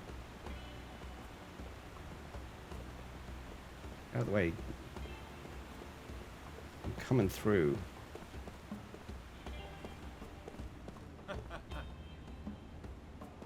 I'm feeling... Did I just save? Did I save anywhere? I feel like I should save before... Because I've done those bedtime stories. I don't want to have to go through them all again. So I'll quickly run in here and save, and then we'll press on to Numara Palace. I might... You've already saved? I might do it anyway. Just safety save. A safety save. There's no save point in here, so forget that idea. Let's just go. Trust me. That means I haven't saved.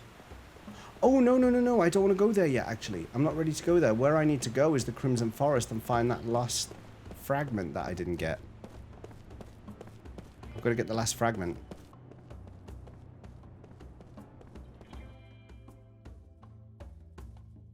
Fraggle Rock. Yes. Absolutely.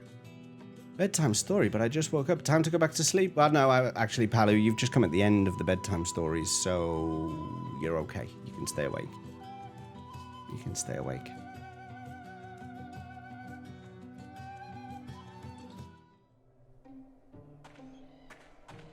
Oh, there's a royal seal in here as well, which will be worth getting.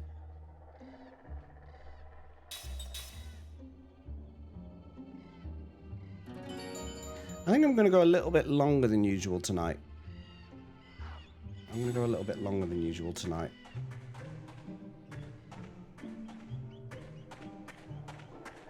Oh, sound's gone a bit weird, hasn't it?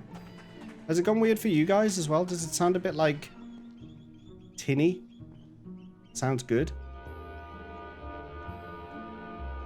Maybe it's just my side then. It sounds a little bit tinny.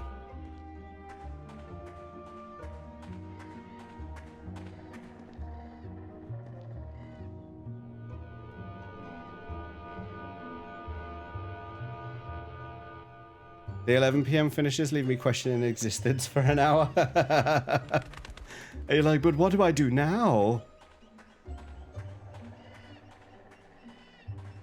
They're like, fuck, mate.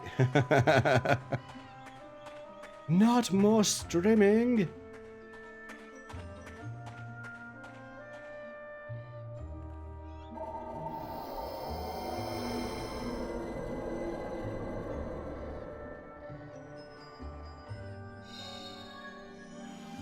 Royal Knight's Emblem.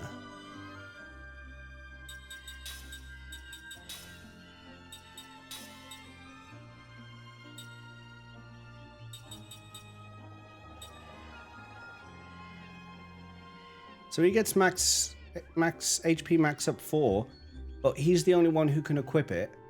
So that means that no one else can learn that ability, which sucks. Is it just me who's getting that weird filter, it seems? Supermodel Daddy Yo Hello.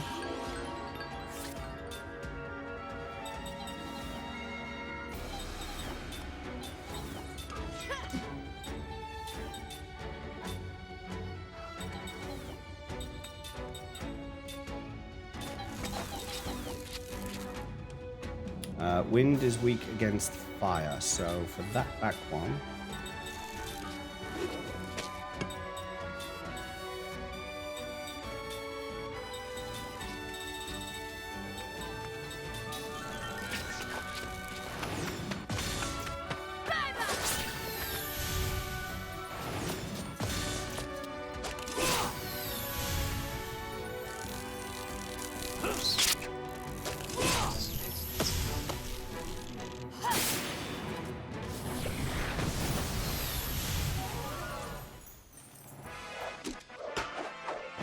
It appears I've still got a lot to learn.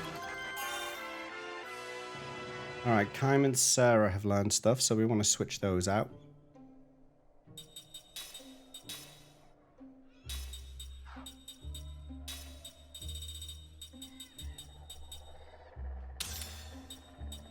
At this point, I'm just learning anything that has not been learned already.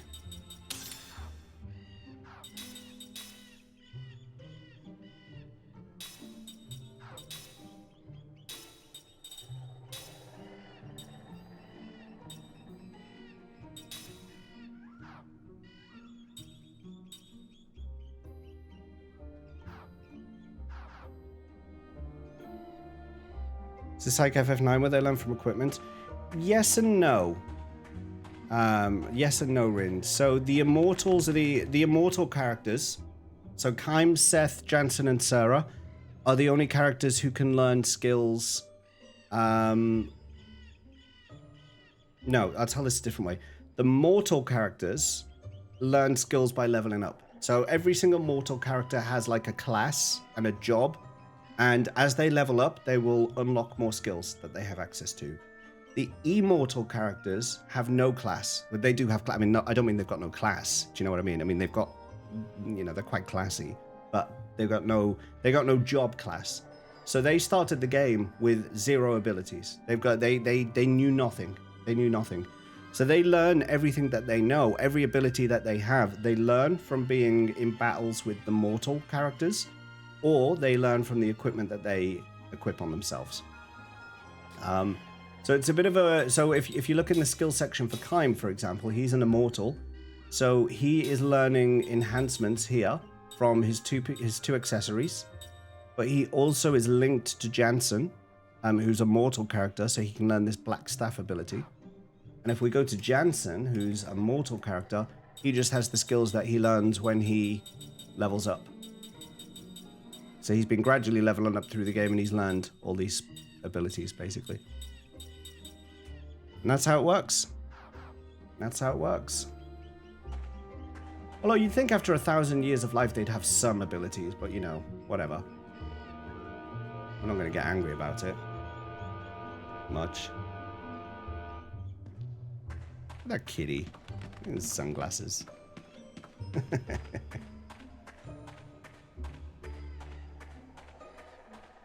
Final Fantasy memory loss. Don't mess around.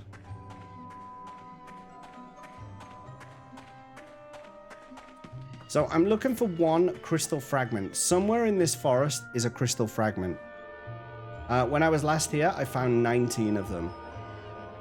I'm missing one. I'm missing one.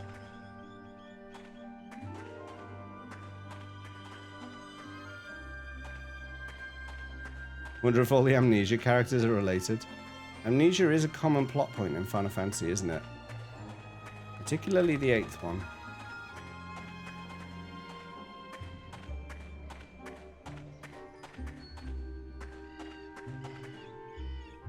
Oh, nothing there.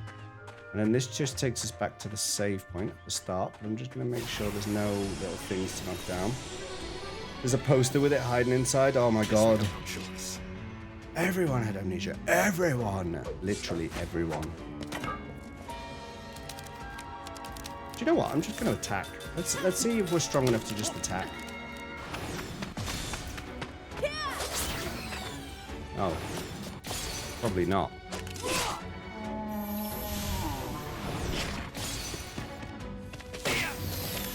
Oh, maybe.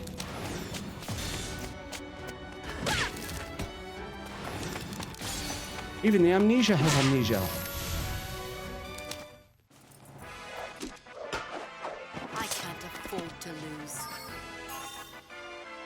Seth, Ming, and Sarah have all learned stuff.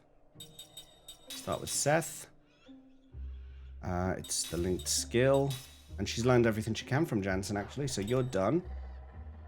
Ming has already learned everything from Jansen, but that was a piece of equipment that needs to be replaced.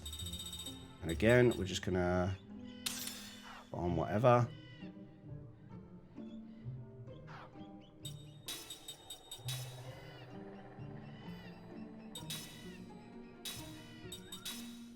We're almost finished with Jansen. We'll be sending them packing soon.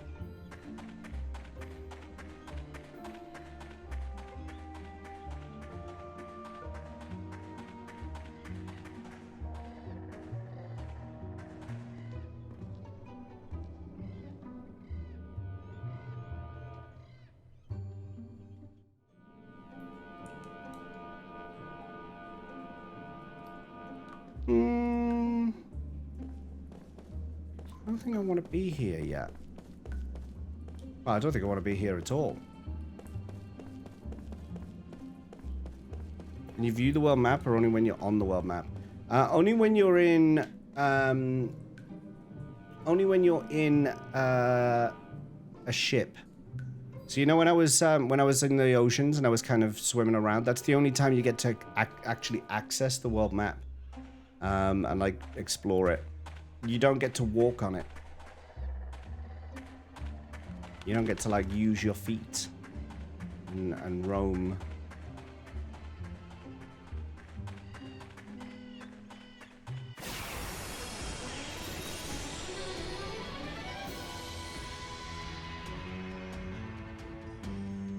Man, getting old real quick. Sure looks like the map in FF7 was rotated 90 degrees counterclockwise. Impossible. That's impossible. This isn't even a Final Fantasy Rin Velo. It's not an official one anyway. You can't nig this into your theory. It's forbidden.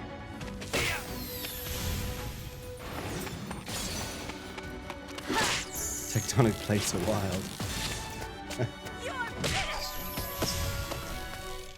Hey, Black Shuriken got a watch streak. Channel points to Black Shuriken.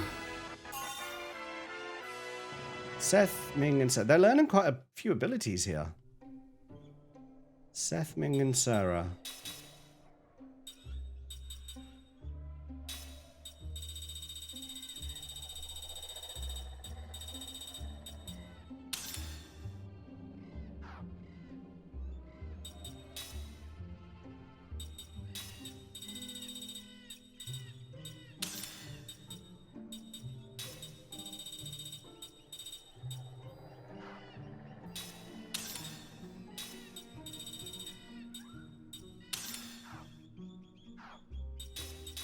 I'm your biggest fan. Black Shuriken's my biggest fan. Thank you for being my biggest fan. We're gonna replace that one with. I want my attack up ability. Where did it go?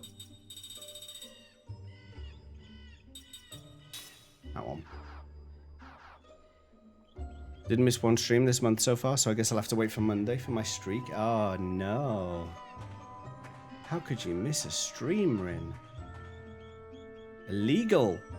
That's illegal. I'm gonna send the feds. I don't know why the feds. I'm not in America.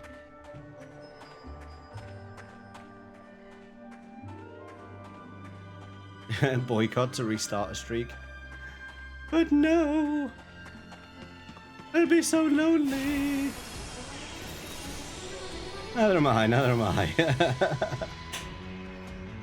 This does not look good. What do you mean this does not look good? Oh yeah, okay, there's an ent.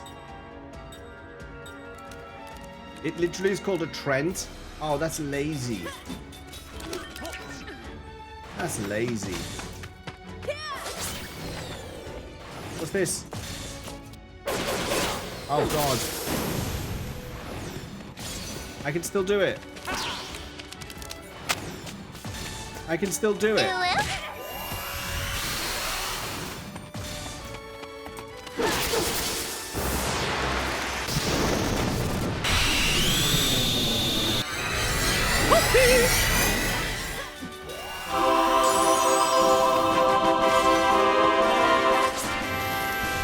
What a cacophony of noise. What an absolute cacophony of noise.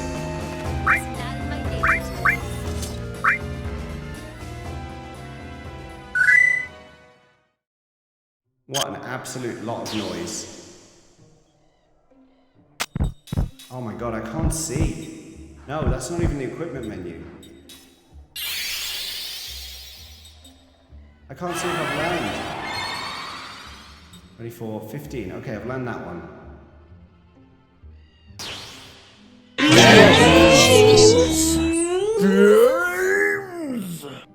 Look what you've done, Rin. This camera scene is not designed for this. You've chopped me. You've chopped me. You're making new angles. You've chopped me. Do a barrel roll. Thank you. Literally broke it. You literally like chopped me in half. You chopped me in half.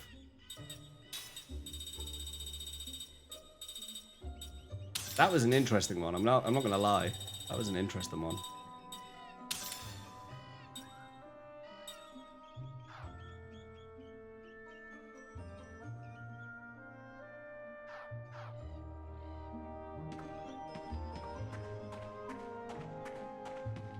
So I've already... I have no idea where this thing would be. I'm just retracing all my Activating steps. combat mode. Activating combat mode.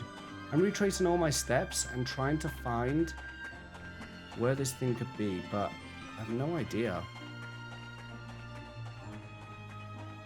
Rin said on Twitter, for those of you who follow Rin Velo on Twitter, you might have seen this, but Rin said, I'm gonna stop spending so much money on Twitch. How's that going, Rin? How's that going? You better say your prayers.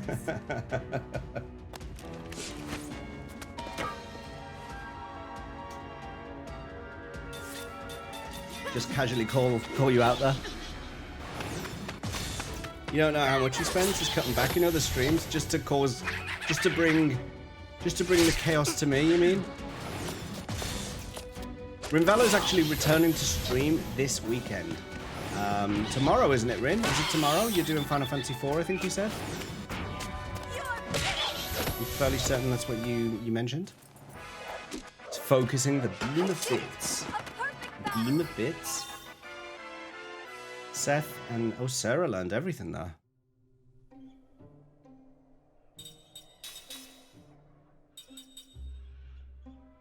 Only use 4,300 bits. Only.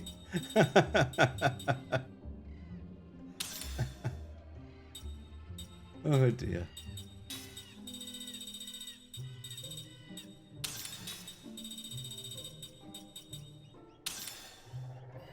First play of FF4 starts tomorrow. Nice. Need to be keeping an eye on that. Need to be keeping an eye on that.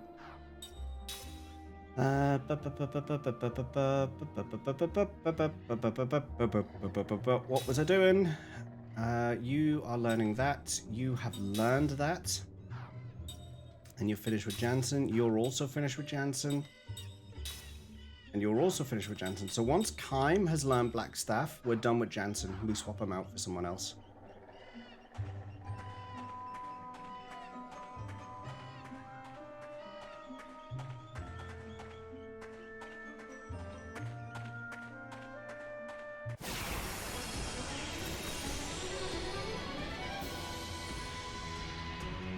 You know, it's tough being so popular. It's tough being so popular.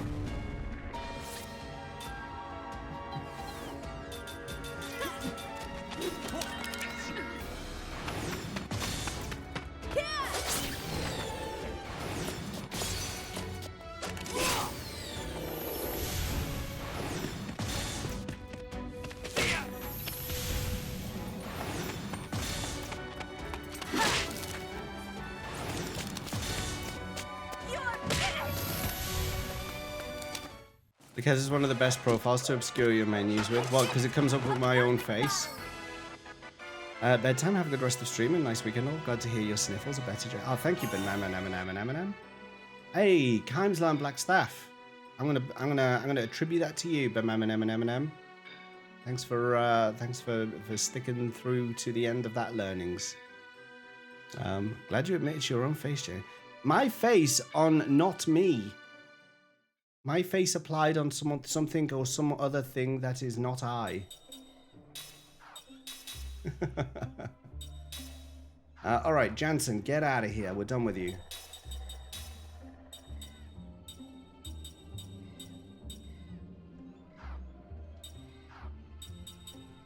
Who do we want to bring in instead? Who do we want to bring in instead? Tolton. We've got a lot. No, actually, Ced, because he's got the abilities, the double SP ability. That is absolutely something we want to get learned. So let's get Ced on the go with the double SP. You've already got double SP, but you can ultimate analysis. All right, have that one.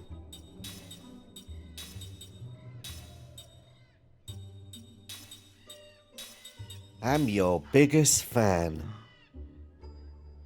Palu Penguin. Thank you for being my biggest fan, Palu Penguin.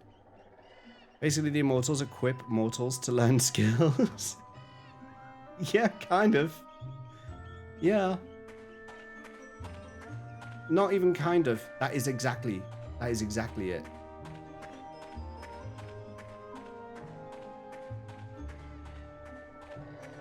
They're like, give me a piggyback. We're going.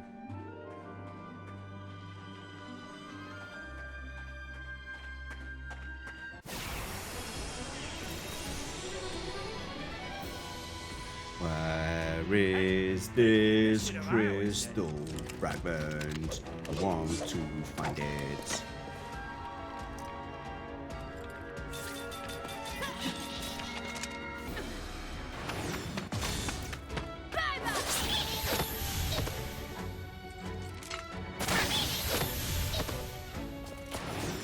Oh, he hasn't got a ring equipped. Said hasn't got a ring. Oh, silly. Waste of time.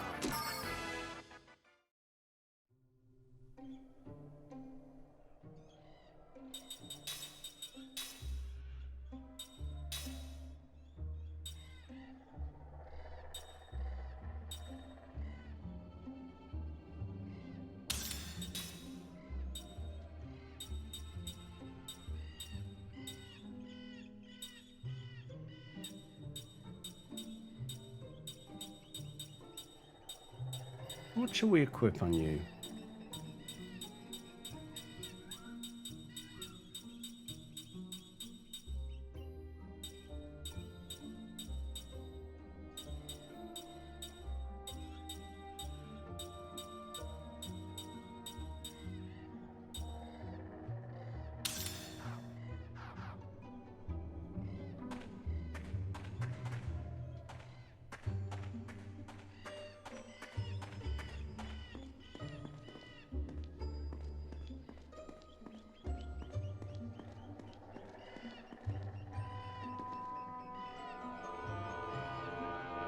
There's a spire. There's a spire and there's another one here. Oh, okay. Okay, spires. Is this the area? Is this where I haven't been?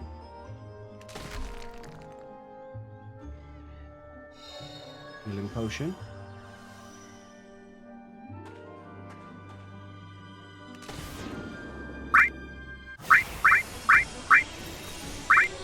Calves. If it's a fight you want, you got it. Calves. It's a raid. I don't know how we could recover from any of that.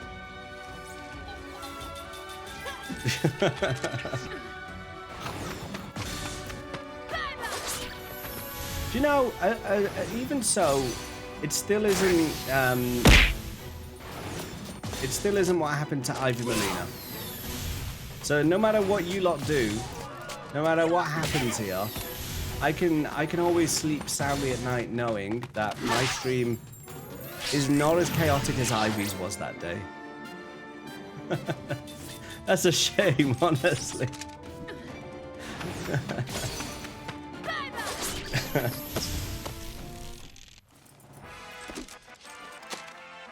Yeah, there was nothing. I don't think there was anything that could be done.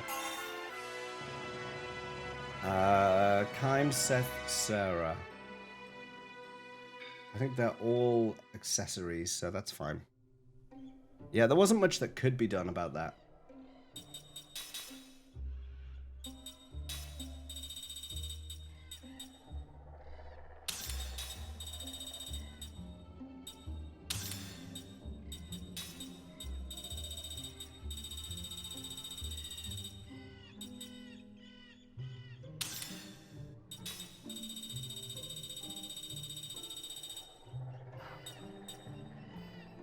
Okay, take that back off because I need that to be available for others. And what to give you now? What can I don't even know what to give you now. I'm just going to leave you unequipped.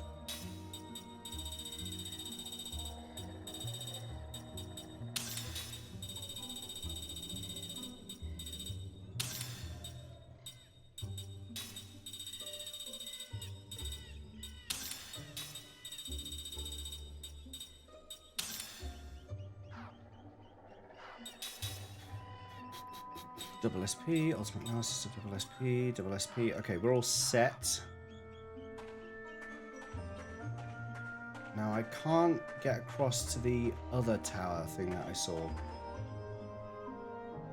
Which is a bit of an issue. So that must mean that there's another one somewhere.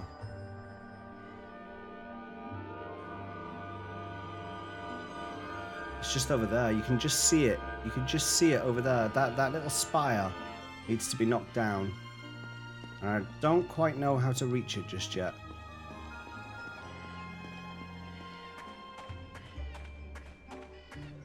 But I will. I will reach it. And when I do...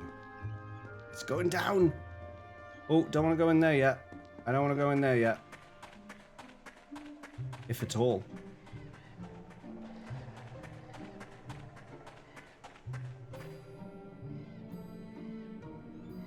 I think this is the way I came in. And I want to go this way. And the bit that I saw seemed to be... Oh, damn it. We've taken the advantage. We've taken the advantage.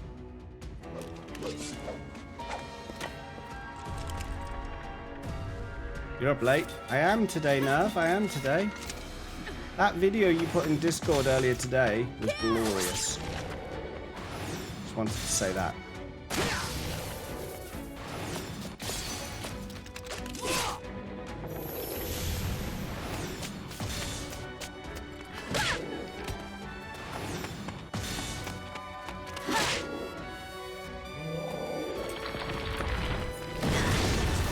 Sorry. The video you put in Discord, the Snowboard Blues one.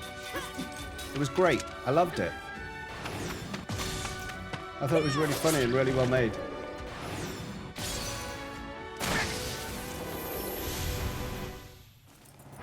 Did you forget you put it there? It wasn't even near my level. Seth learned Ultimate Analysis.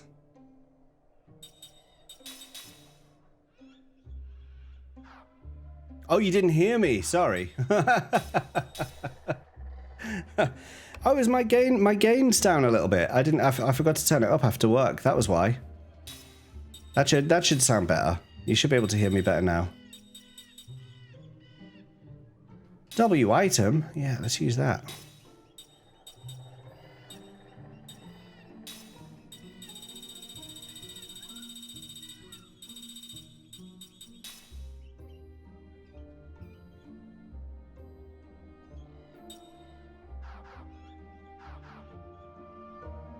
Classic battle theme.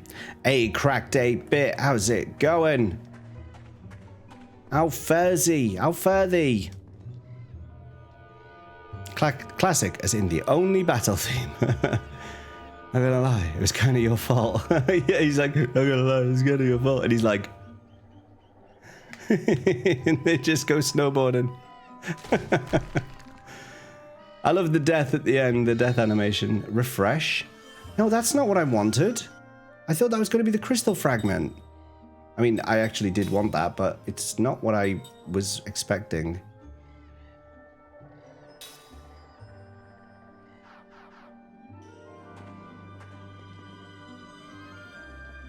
So where's the crystal fragment? It's going pretty sweet. Nice. I love when it's going pretty sweet.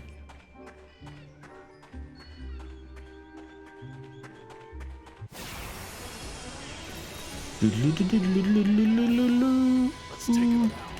We're looking for a crystal fragment. I got 19 of them and I missed one somewhere, which is really annoying.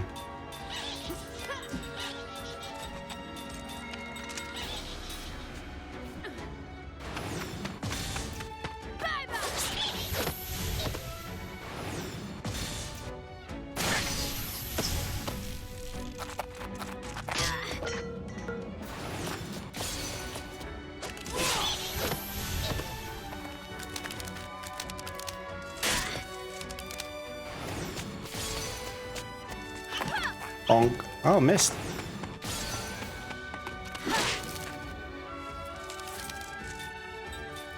All right, I don't want to risk anything with this silver Calolon. I want to get it dead, so we're gonna We're going to throw the kitchen sink at this one.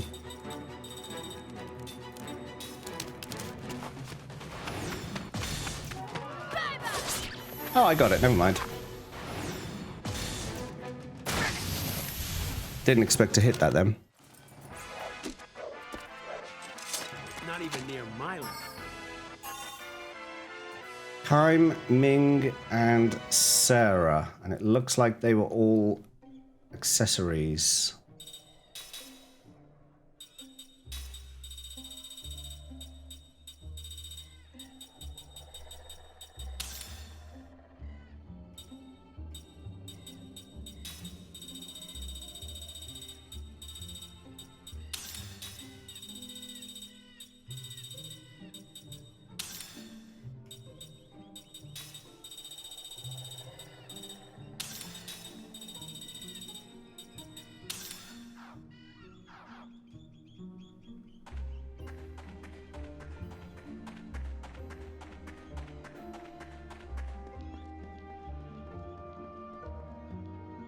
So,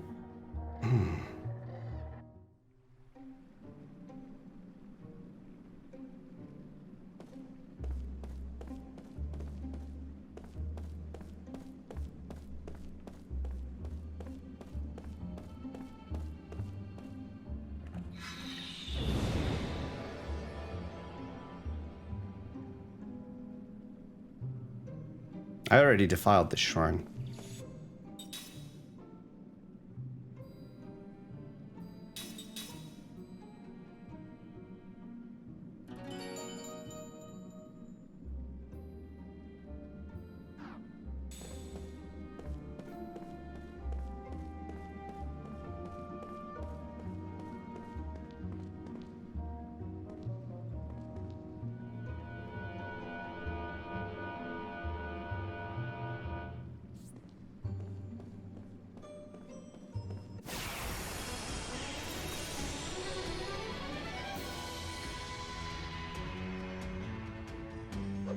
Better say your prayers.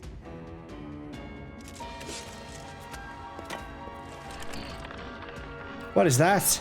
I don't remember that.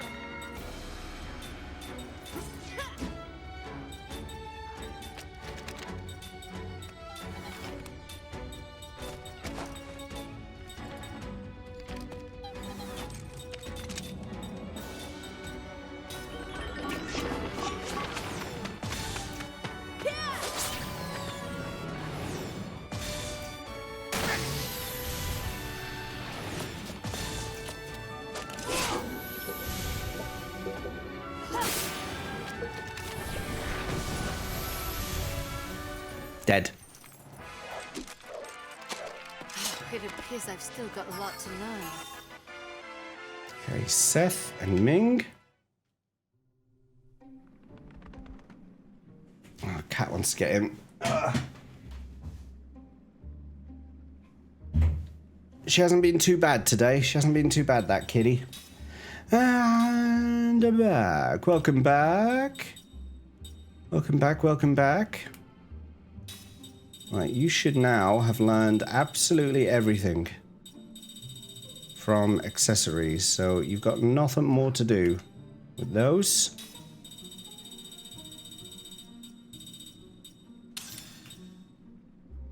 That's not helpful. That's not helpful.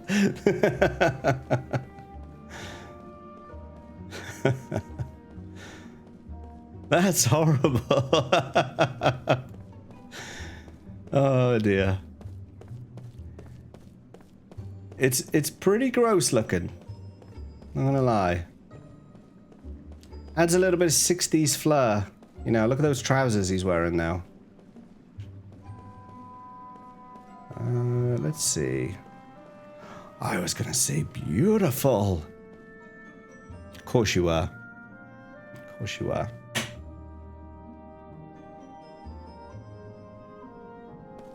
Has anyone seen a crystal fragment?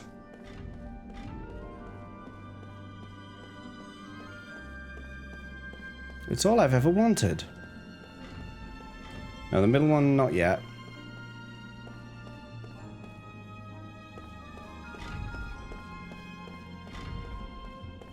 Oh!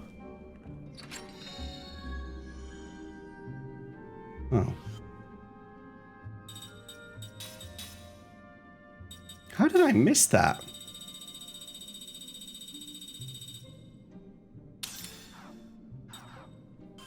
How did I miss that? That doesn't seem like something you just run past. I mean, it looks exactly like the kind of thing you should spot.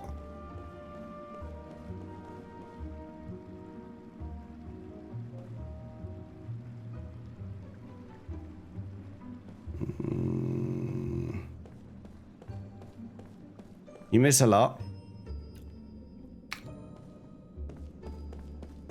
I don't miss that much.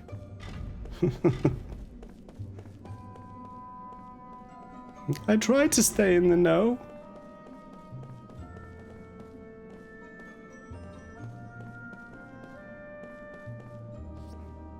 I didn't kill this dude. Maybe he's holding one. Come on then. Hello?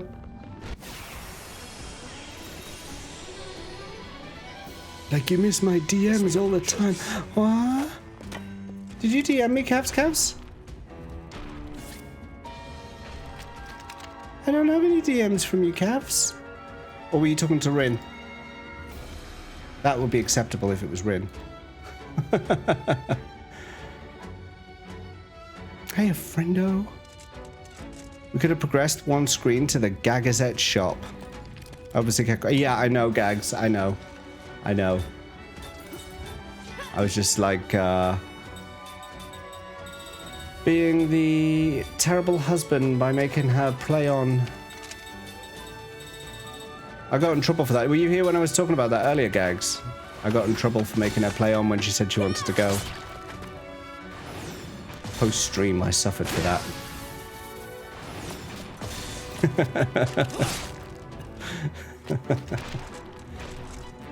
You wasn't? No, yeah, she was like, if I say I need to finish, then you should let me finish.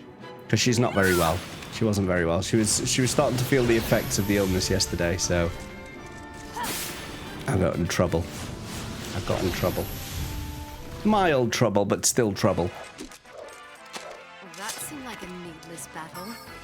Eastern Red Ore. That's not crystal.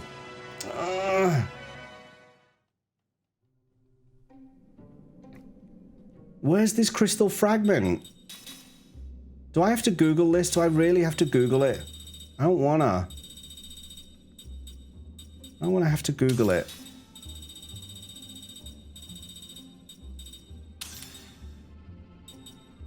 Oh wow, you learned that quick.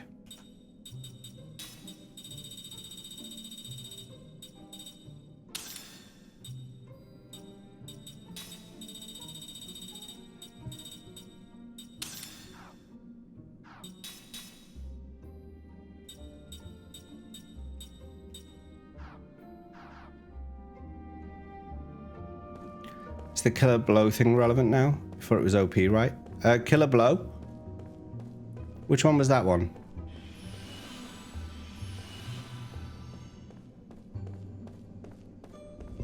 Oh, another one of these. DLC. Oh! I don't know, actually. No, I think it's still my strongest ring. I think it's still my strongest. And I'm purposefully just not using it. Because I don't want to use DLC items.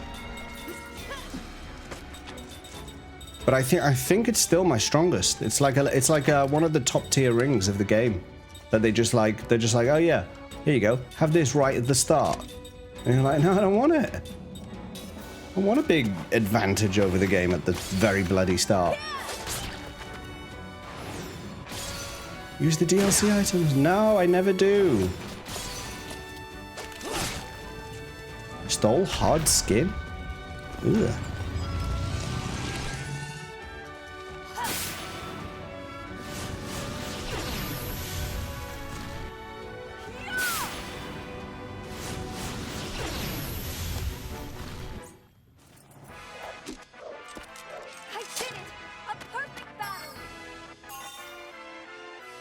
Timing Sarah. Didn't explore any other weapon types. It inflicted poison on every hit, so he's just like, nah, don't want it. Why would you? Why would you?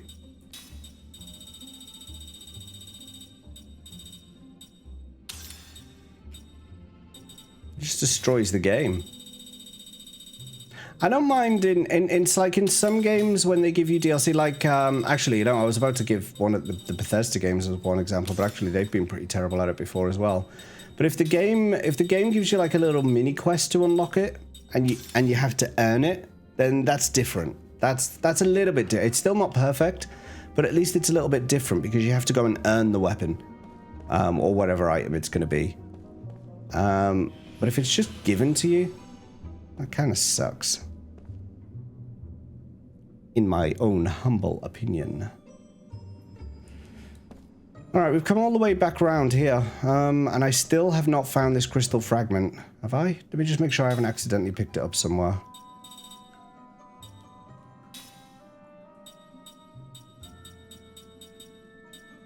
No. So I'll do a quick... I'll make sure there's nothing I can finally pick up here.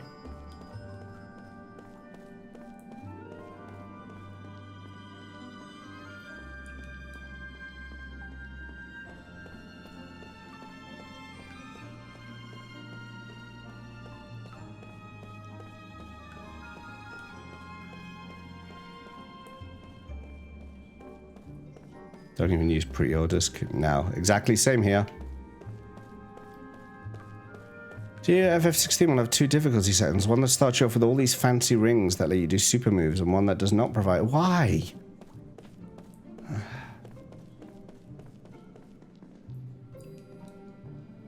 Bethesda downloaded an unofficial installer and taken the copyright for it was funny. The release... Skyrim, SK... Oh, really? I didn't know they did that.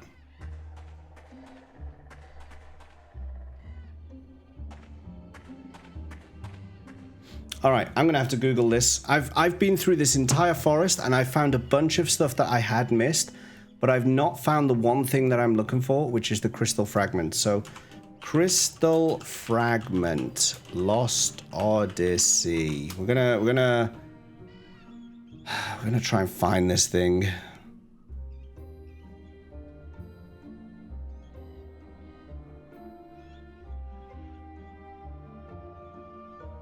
And in the Sorcerer's Shrine. Be on the lookout for pink glowing mushrooms. Kicking them gives you crystal fragments. Once you have all 19. I did them all, though.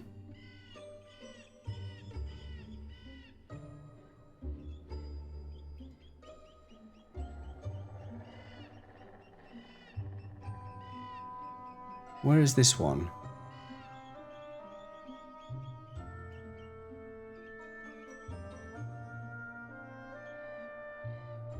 Gotta go back to the future. We gotta go back. All right, let's work our way back. So let's go back down here. I'm gonna revisit where all of these are apparently are. We're looking for pink mushrooms, apparently. Took a peek at gameplay of Heroes of Mana. I don't know if I'll be able to push through and finish that game. It looks like it'll be even more tedious to play than Tactics. Oh dear.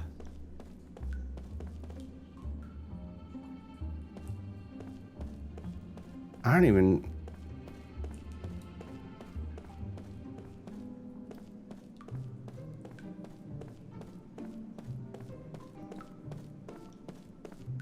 What? Where is this one then? I'm looking for this.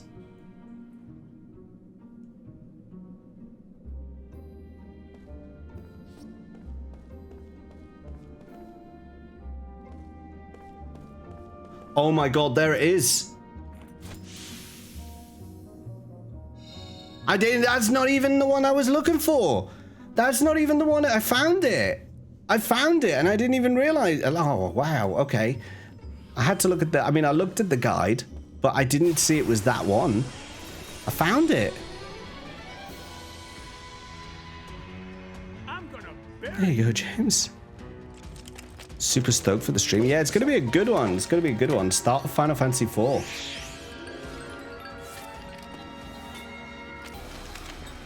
Do you know what? Let's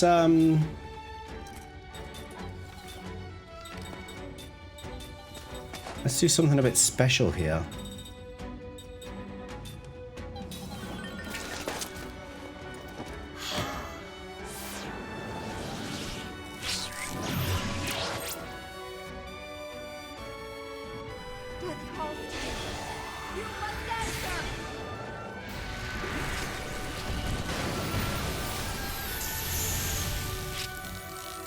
Oh, he didn't die.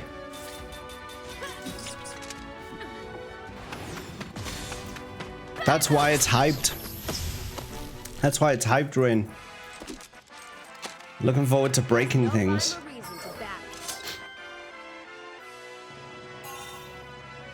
Kaim Ming Sarah. I think we're finally done in this forest.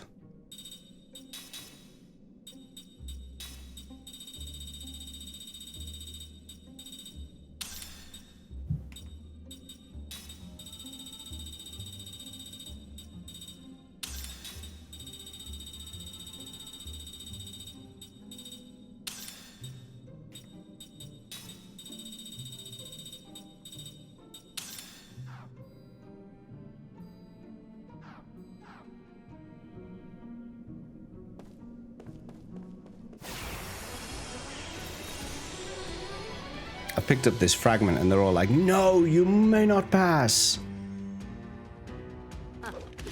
Let your guard down, eh? You shall not pass.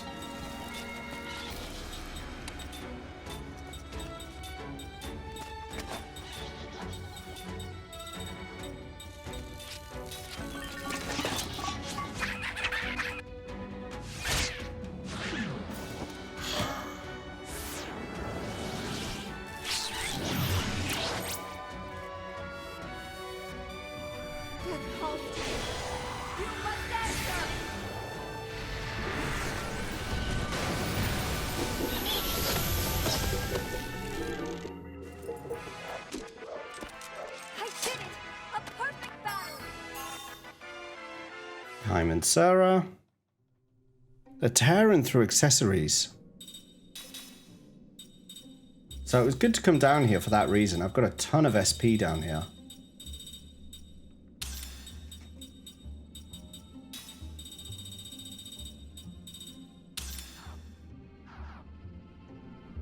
No, I'm late, but shots fired. They're always being fired. I'm always under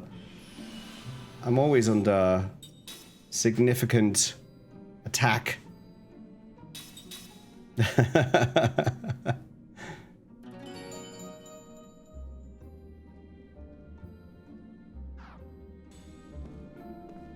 Alright, let's get back to Numara and give this guy his stupid crystal fragment and see what this... I better get something good for this. I better get something good for this. If I get like a potion, I'm gonna go absolutely bananas.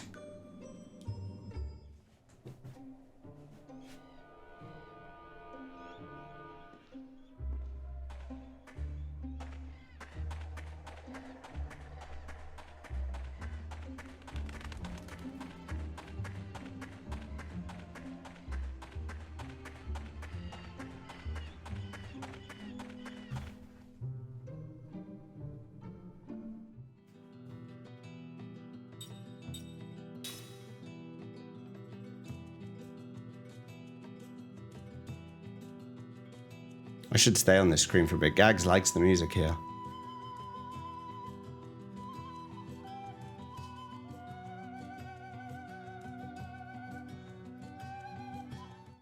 But I didn't.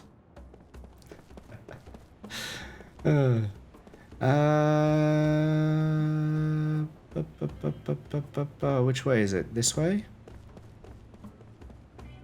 Music's fantastic. The music in this game is incredible. It's so, so good.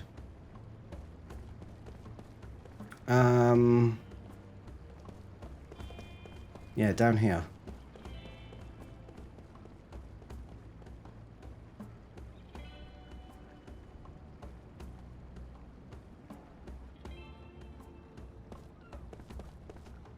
Guile, how you doing?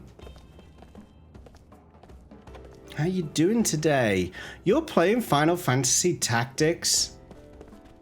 Well, well, well.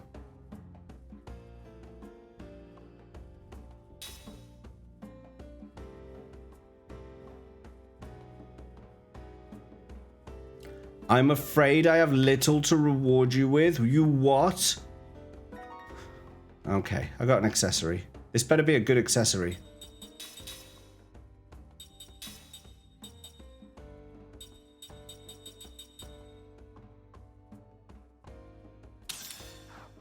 Will do. Tactics is your favorite game. I'm looking forward to playing it. It's currently... I've currently got it lined up after 10 and 10-2. But I'm not sure if I will keep it there or not. I'm unsure yet. I'll have to decide soon though, because Vicky, well, I'm coming up to the end of this game, so. You ever played it? I've played it, but I never finished it. I got up to a certain part in Tactics. I don't know if you, well, you've said it's your favorite game, so I assume you have finished it before. But there's a part of Tactics where you play up to, and if you happen to save when it tells you to save, you can end up in a soft locked situation if you have not done proper preparation. And that's what happened to me. I just got absolutely stuck, and there was no way for me to progress. That part's so dumb. You know exactly what I'm talking about, don't you? You know exactly what I'm talking about. So I got stuck there, and then I was just like, I cannot face doing it again. So I know that that's coming up this time. I know that's coming up, and so I'll be able to prepare for it. And they haven't even fixed it in the other releases. Yeah, there you go. So I'll be prepared for that this time round. But other than that, I don't know what's coming up in that game. I have no idea. Look forward to me rage quitting Tactics A2. Who knows? I might, yeah. Right, what's going on over here then? Where's the general?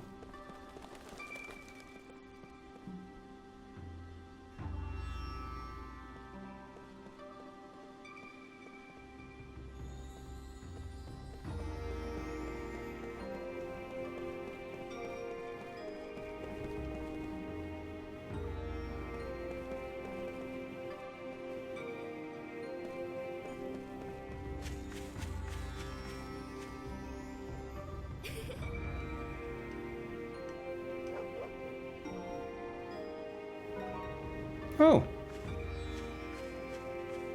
That was a nice little surprise.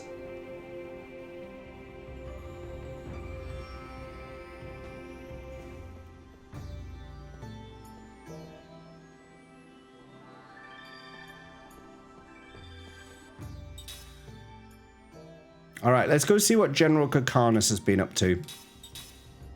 Let's go see what he's been up to. Last time we were here, he attacked us in a tank. We've done literally everything else in this city, so now it's time to see what he's up to.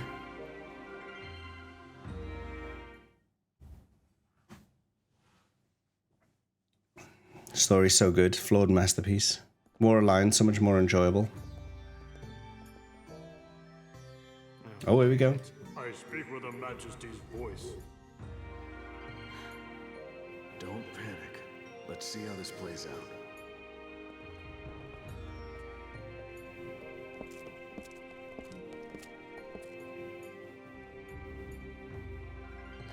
Welcome home, Your Majesty. Thank you all for bringing our queen home to us unharmed. Wow, I didn't see that coming. I don't trust him at all.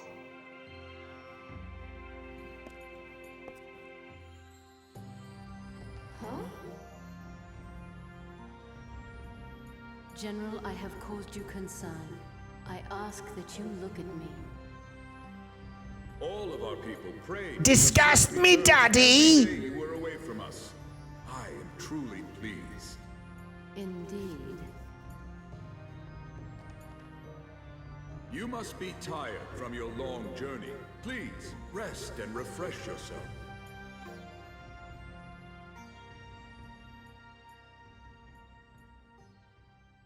On Mount Everest, there are 200 corpses of failed climbers. They are used as guide points for climbers on their way up.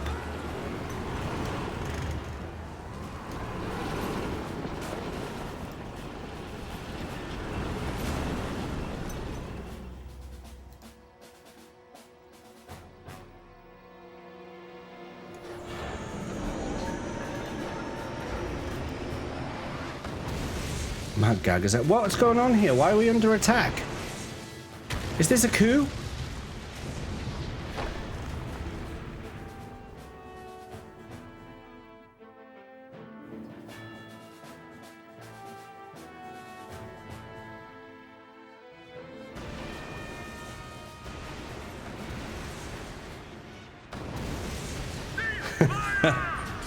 Coup, coup.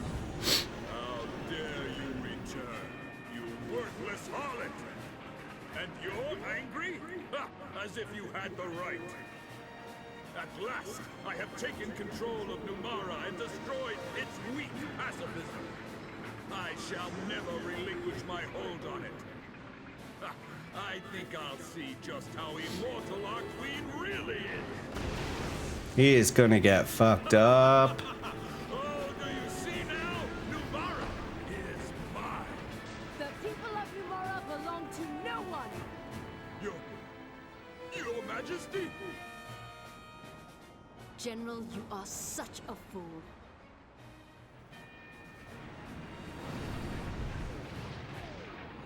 You planned this! Those who cannot conquer their desires shall never be fit to lead. How pathetic you are.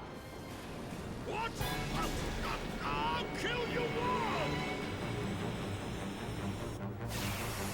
Here we go again. He didn't learn his lesson the first time. Here we go again to teach him a second. Out of my way.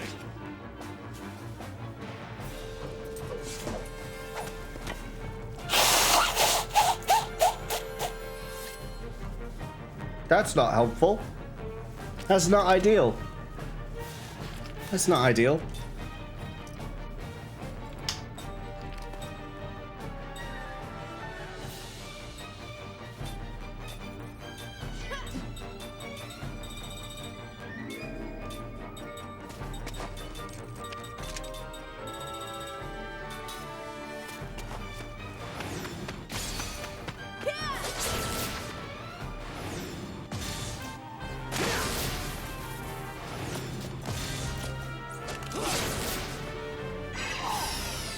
Huh?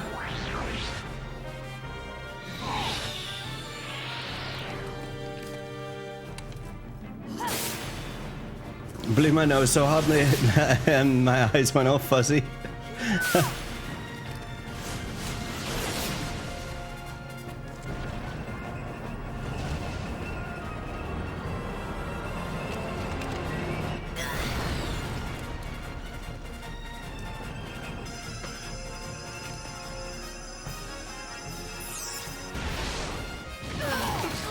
Oh!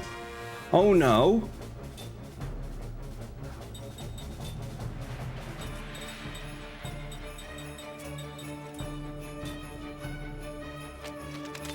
I think that's right.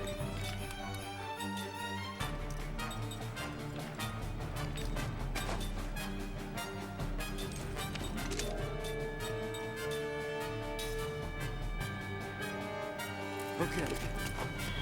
Sorry about that.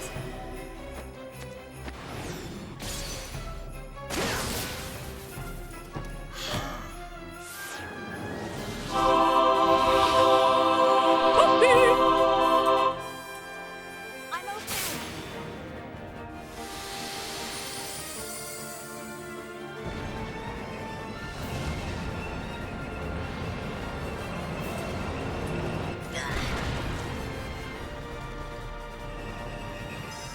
Volcanon!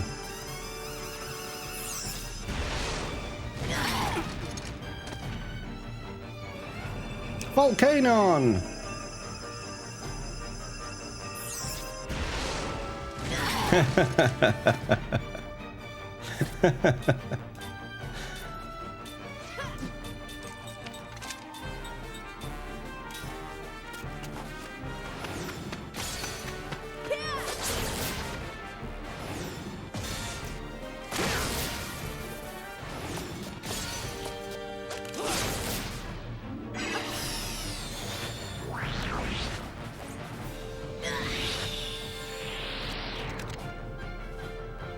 Where's my heal?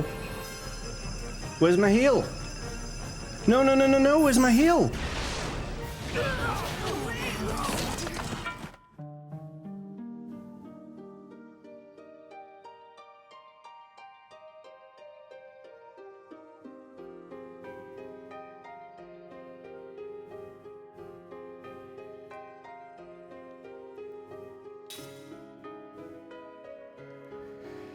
Found out just how immortal she was after all. God damn it. All right, let's prepare this time. I suppose we should. Why not? Let's try preparing. So the stuff that I'm learning is not important right now, so we can just take all of that off.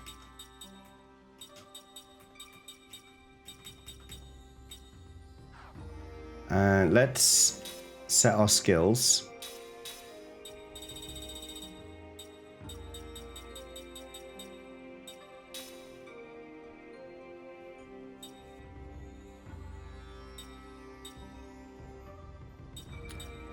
Combo, steel. Don't need anti-petrify right now.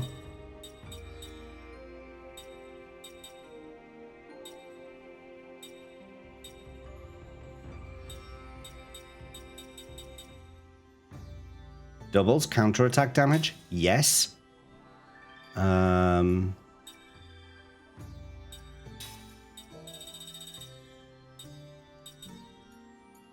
Boost the amount of HP restored by healing magic? Yes.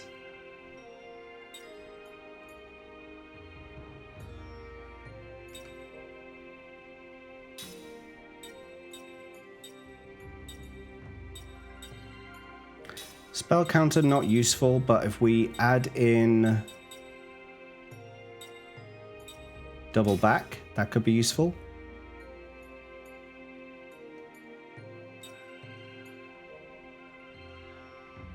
You've got the top magics, reduce the casting time, relax and spell counter. You've got casting support. I think you've got everything you need there. You've got a higher level of spirit magic. Yeah, you got level 5. Level 2 composite.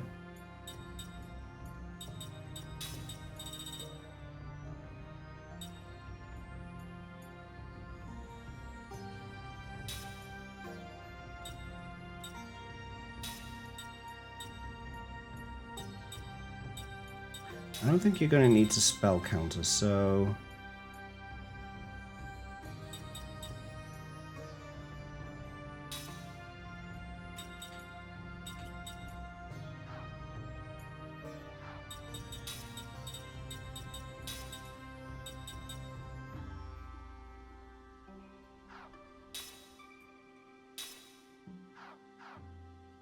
All right. And now the equipment.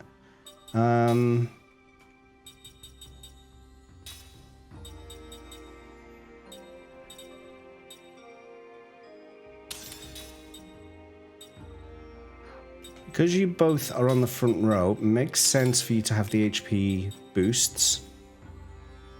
And a defensive boost. And none of them are adjusting your stats.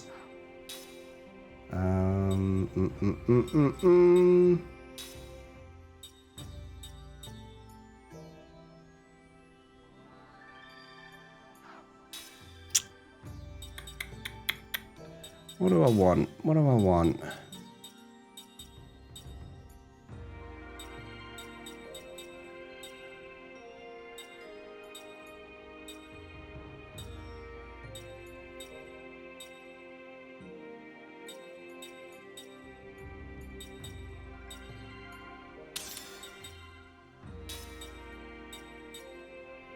Hello there. Hello there. Fry guy. Fry guy.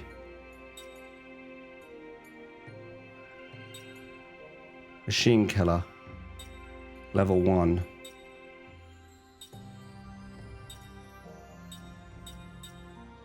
Machine killer level 2. Have that one. You got mug level 2, but I think a machine killer for you as well would be pretty useful. Machine killer level 1. There was something else that had that anyway. So I think we'll do the one that was down here. There was a machine killer level 1 on this one.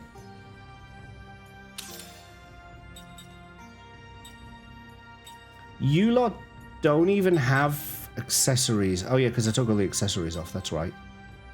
You've got machine killer level 2, which is fine. Machine killer level... Oh! Take that off you. Put it on you.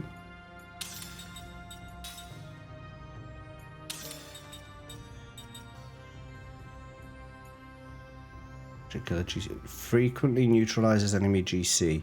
That could do with being on... Oh, but that's got damage up. No, I think we'll keep the damage up.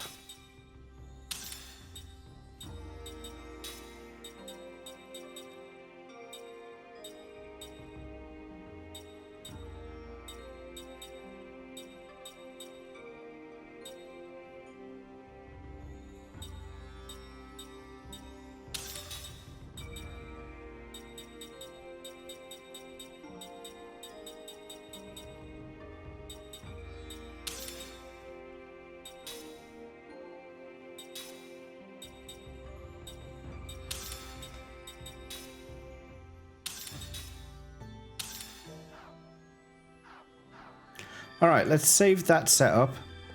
We're going to skip all the cutscenes, and we're going to do that again.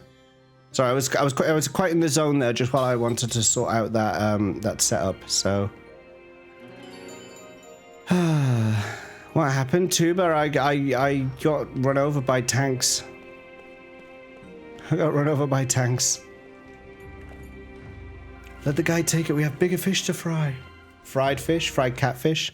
25 eligible immortals nearby. Little sus family. Rocking up late. That's all right. There's no early. There is no. A wizard is never late. Fry Guy 64. He arrives precisely when he means to.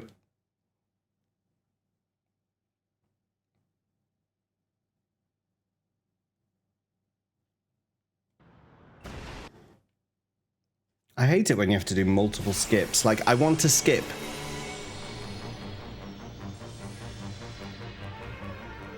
Ooh, I think I'm gonna like this.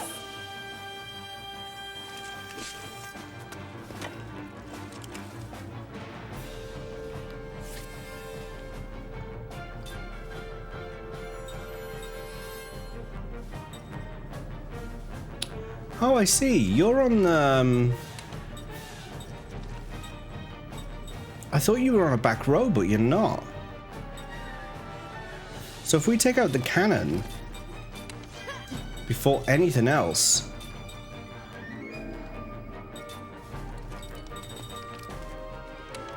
Let's also put some shields up. All shield us.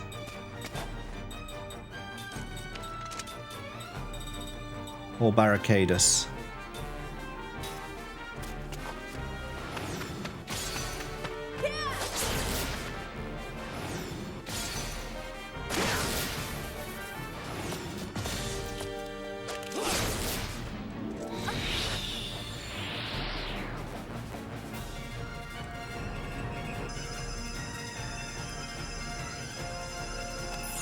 I haven't got my defenses up yet.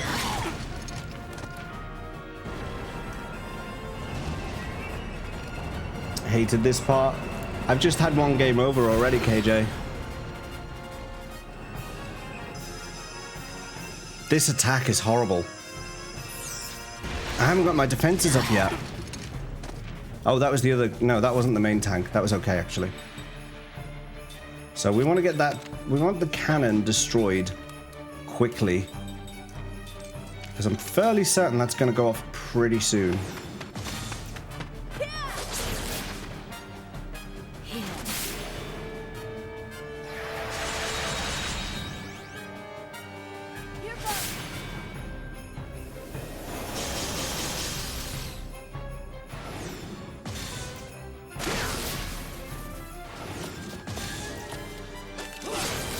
Probably this turn, in fact.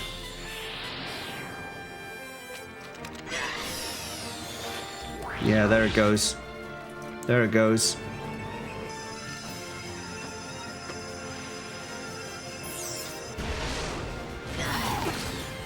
Okay, that did less damage, but still hurt a lot.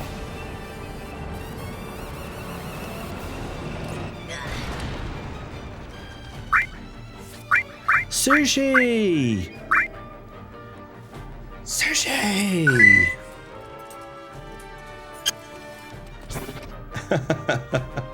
This YouTube edit's going to be horrible now because it means I'm going to have to download the 2 files and edit them in Premiere Pro and stitch them together. It's going to be a nightmare. Ah, well, such is life.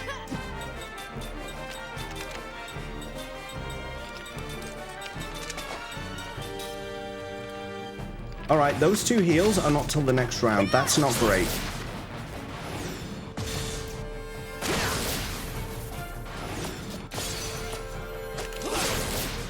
Please break. Damn it. Damn it. Damn it. Damn it. Damn it. Damn it. We might die here. We're gonna die here. We're gonna die. Unless Kime takes less than 974 damage, we're dead.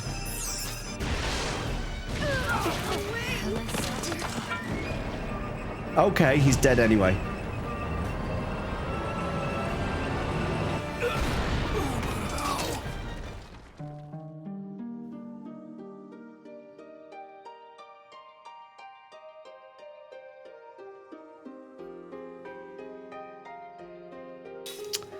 Well,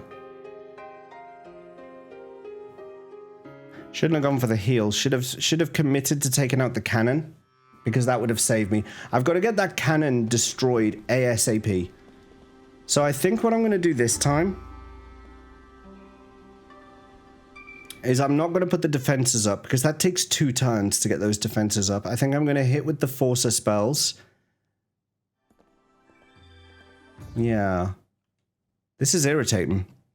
Looking a bit smooshed there. We were looking a bit flat, weren't we? Flattened on the ground. I'm in a bit of danger here.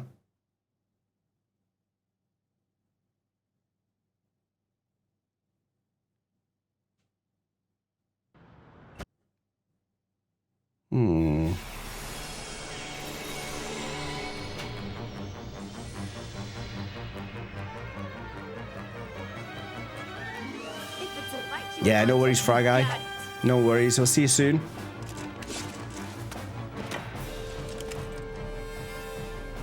All right, let's take that cannon down.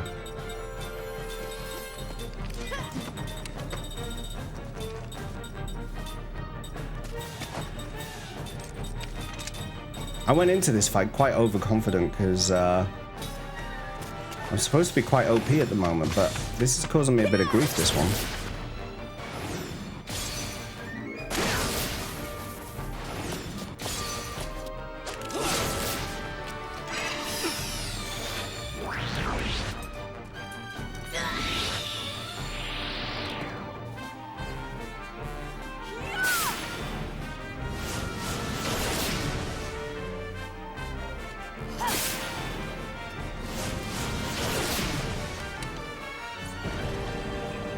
Okay, so we're not going to heal. We're not going to heal. We're going to take the hit. We're not going to heal just yet.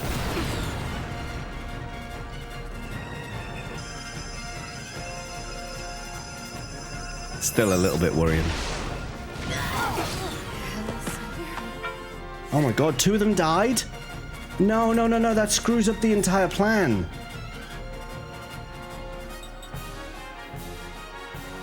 Oh no.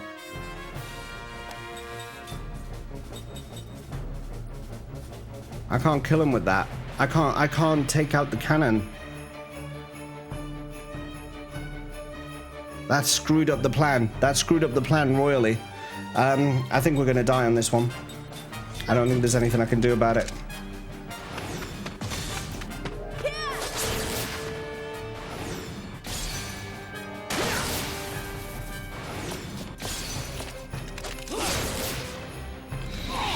Nah, didn't die. Does it only drain MP or HP too? I think just MP. It's powering up It's powering up the weapons with MP. We're dead. This is gonna kill us. 2 shots. He shot me twice and that was the end of it.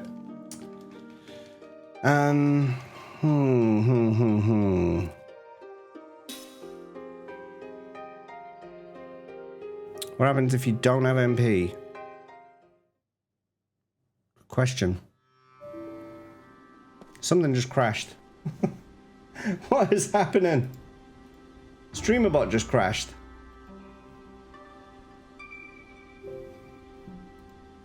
StreamerBot, what are you playing at? No redeems are on at the moment. Don't redeem anything. StreamerBot just died.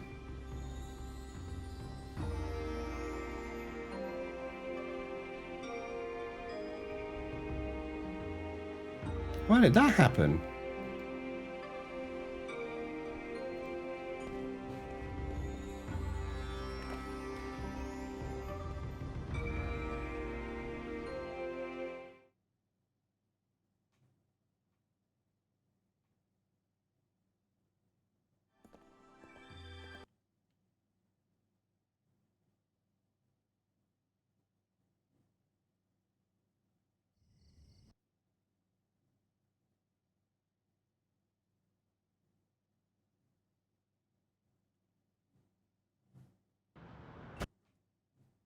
Back into the fight.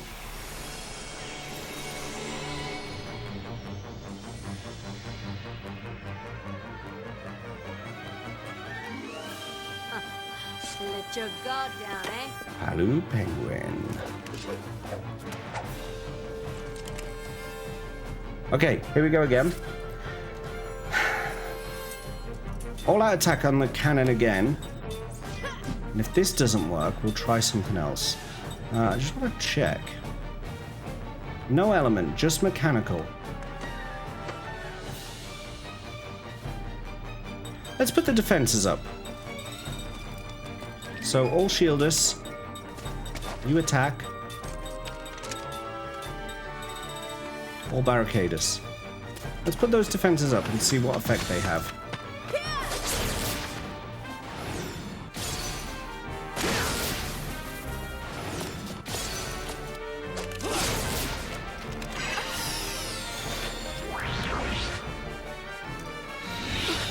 Alright, we're getting shot by the cannon.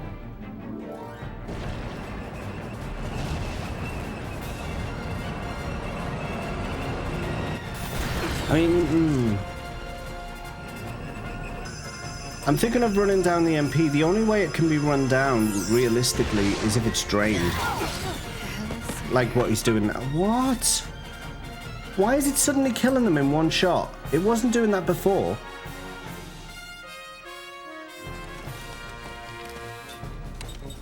I'm dead again. There's nothing I can do about it. I'm dead again.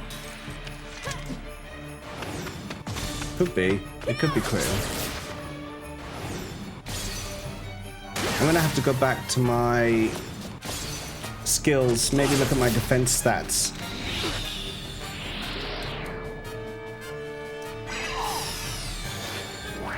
This boss looks bullshit. It is. It is bullshit.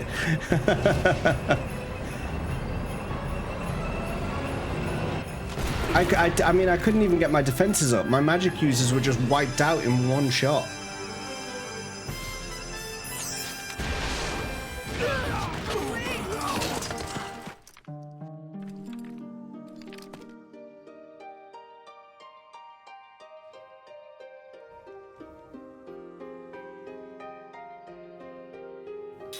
I have an idea. I have an idea.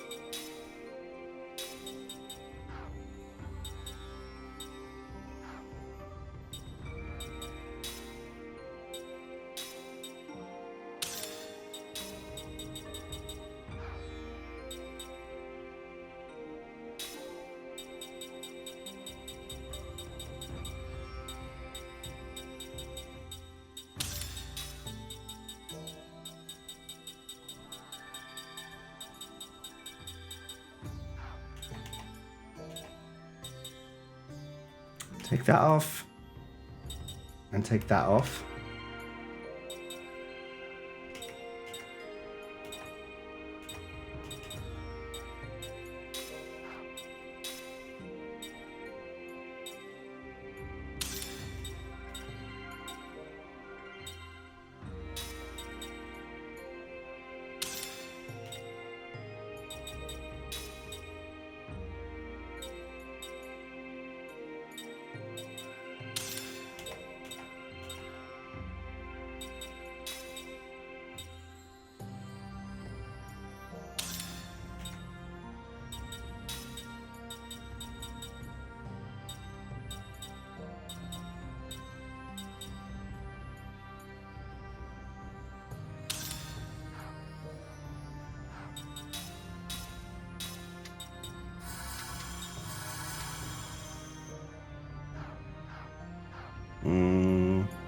Not 100% on this approach, but we'll give it a go. The idea is that now that I've got 3 magic users, I can use one of them in casting support mode and still have 2 left over to do other stuff like heal or do barriers. So I can put... I'll probably put Ming into casting support on Sarah. And get the physical defenses up super, super fast. Oh, thank you, Sushi. Thank you for the raid as well. I'm kind of in super concentration mode at the moment, trying to think this through. Like anyone sub 1500 is in danger of an immediate KO, basically, yeah. Bit of a masochist, cracked. This is probably one of the most annoying fights I've come across so far. Is there a group heal? There is, but it takes 2 turns unless I boost the casting speed by using another character. Which is really irritating as well. I've got to get that... The key is I've got to get that cannon down. I've got to get that cannon down. Even worse than Ozma? No, not worse than Ozma. Wait, I got another notification. Yeah, I crashed. I crashed. So, I'm going to put you in casting support on Sarah.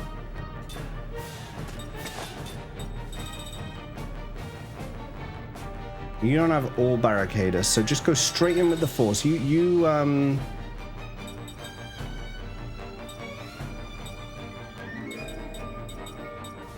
Forcer on the cannon. And you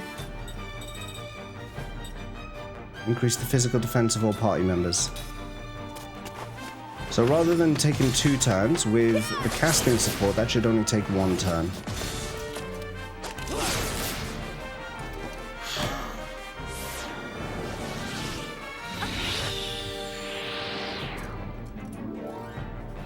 Alright, here goes our defense. So we've got defense now.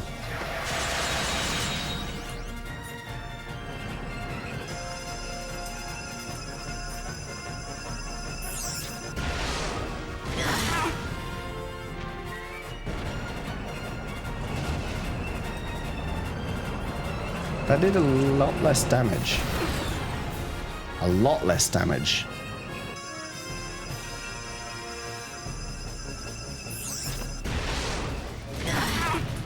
Okay. Okay. Okay, let's take this reprieve.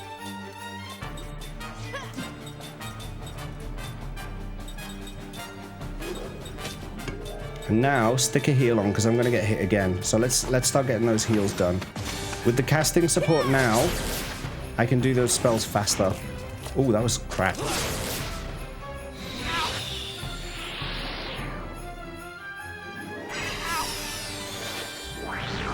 Stop drawing my MP away. Full charge hit. No, I don't. I'm not sure actually. This is a full charge cannon. It's not Vol Cannon. It was a different ability. Vol Cannon was the one that did the lower damage. That ability. Look at that. What the hell through my defenses?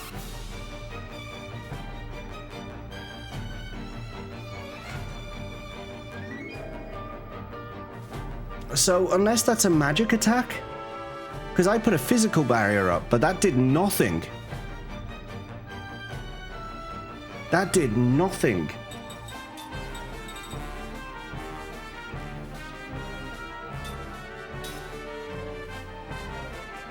Okay.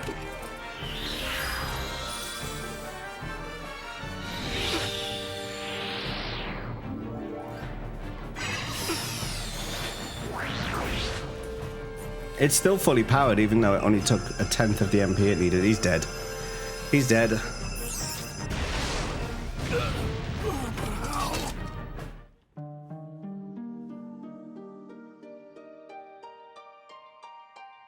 I do get you, Phantom. I do get you. This is what I always considered to be the Final Fantasy XI we should have got. Thank you for the follow as well. I always considered this to be our true Final Fantasy XI.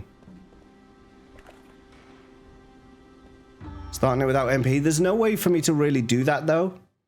Yeah, there's not an easy way for me to do that. It would take me a good few hours to drain all my MP down.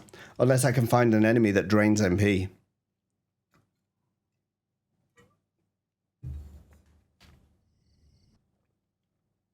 Yeah.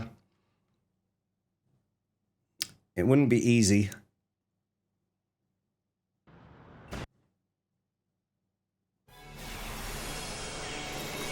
They take more than MP. Are they taking HP as well?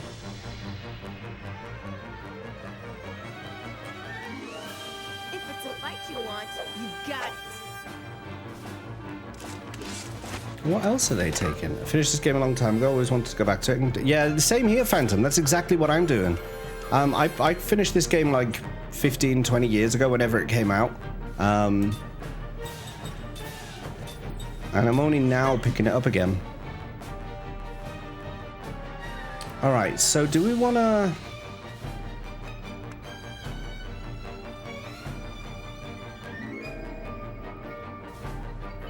Let's do the cast and support again. Let's do the same strat as before. Same strat as before. But this time, instead of a physical barrier, we're going to put in a magic barrier. Let's see if that does any different. Or if it also tears through that as well.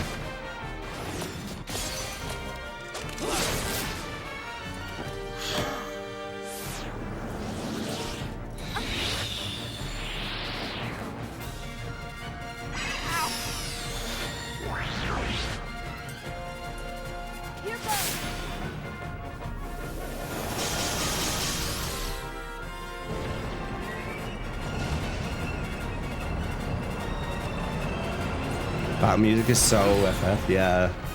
Absolutely. Alright, here's the full charge cannon. Let's see if this barrier makes any difference. It did. That made a big difference. Okay, so it's a magic attack. It's a magic attack. That made a big difference. Okay, now. We've got him now. We've got him. We've got him.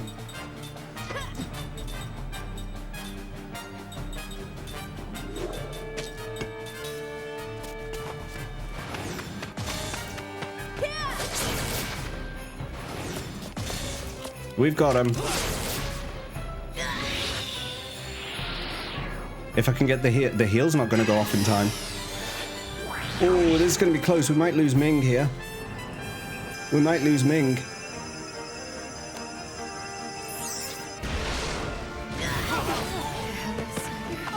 Oh my god, we lost all three?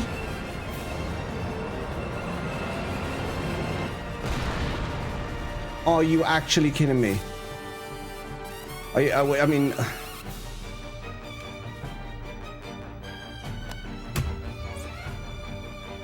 I thought I had it then.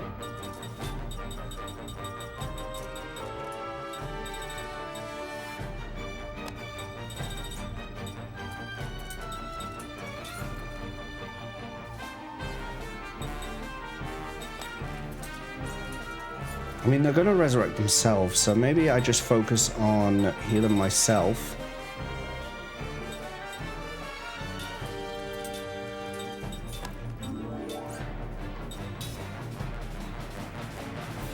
Okay. Okay.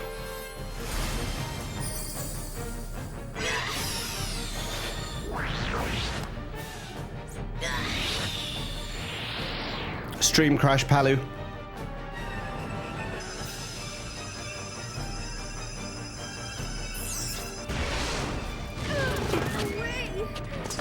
Where'd my barrier go?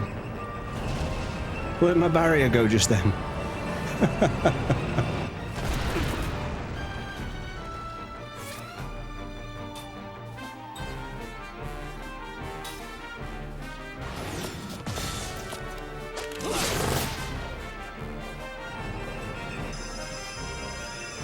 Volcano!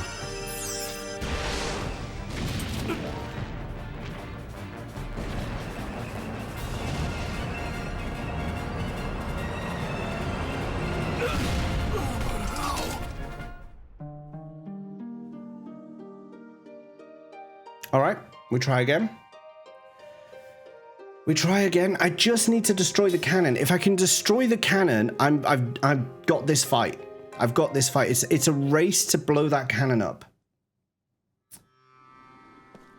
It's a race to blow that cannon up.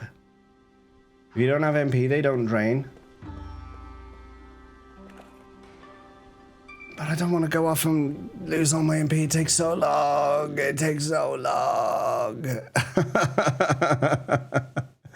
Destroy the cannon. Someone's been playing Legend of Dragoon, of course. They switched to cannon and tackle. Just steal the cannon. Canon they not? That wasn't a good one. I'm not proud of that joke. I'm not proud of that joke. The other thing I could do is... No, I don't want to do that. Alright. Alright, no, I think I'm going to go insane. Yeah. A good bit of insane.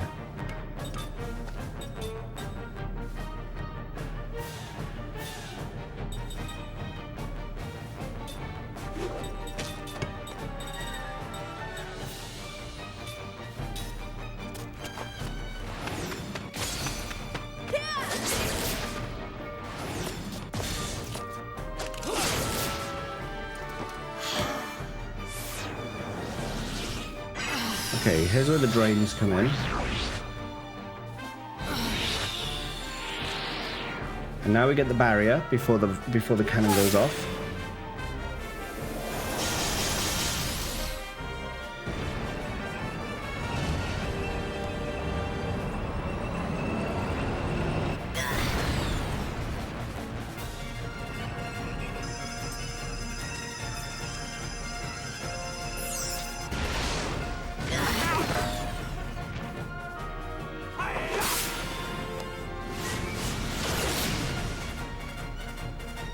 All right.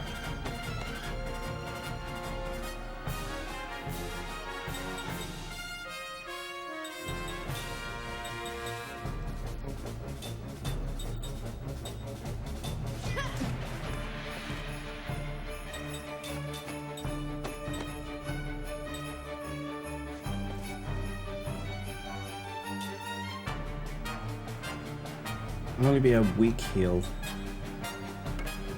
But we could do a heal on Sarah.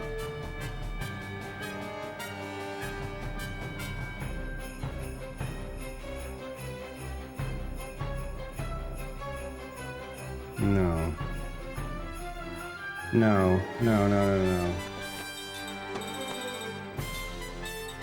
Keep the attack up on the cannon. I think this is exactly what we did last time, and it didn't work out for us. It's the definition of madness, isn't it? Just doing the same thing over and over again.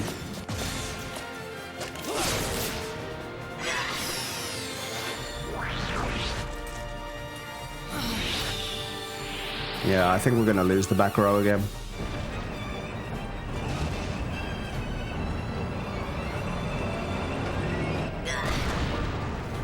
And Seth.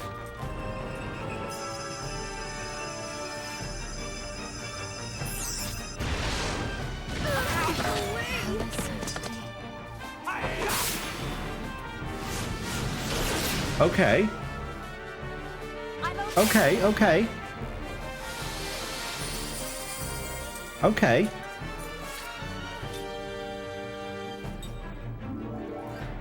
Not ideal still, but okay. You know what? I reckon it's going to be a stretch. It's going to be a stretch, but we might be able to take this down.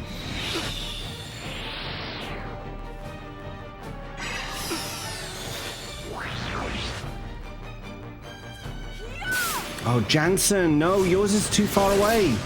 No, Jansen. Jansen, you fucked me over. Oh, Jansen. Oh, Kime's still up.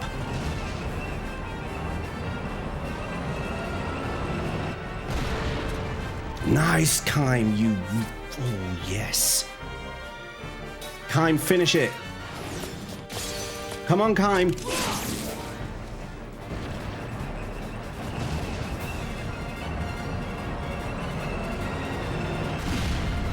Survive. Just survive.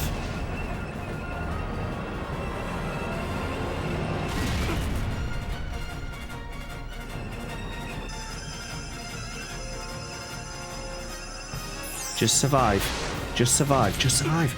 Yes. Come on. All right. Yes. Yes. Yes. Yes. Yes. Yes.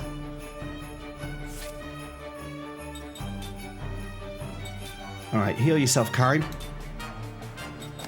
Bring Jansen back.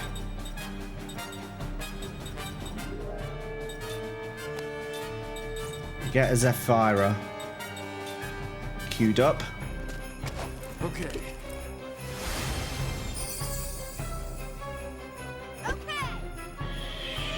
In before the cannon revives. Oh my god.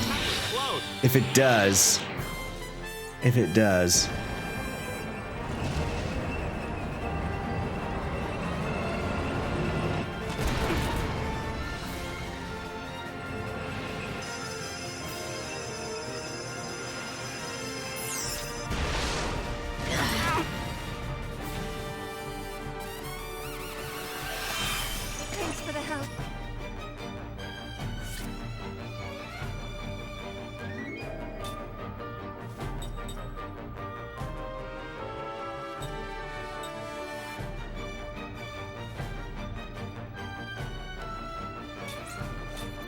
Alright, let's start taking this down.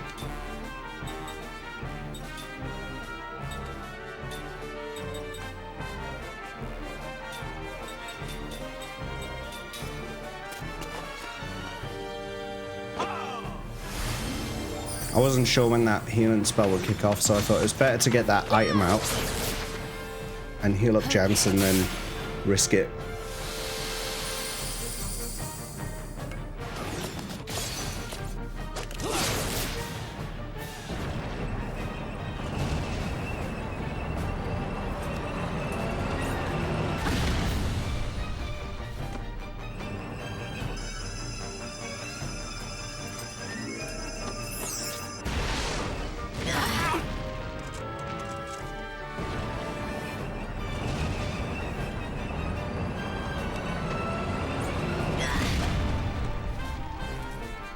Close. So between Ming and Sarah, we can get a heal every turn. Although Ming's MP is not great, so we're going to fix that now.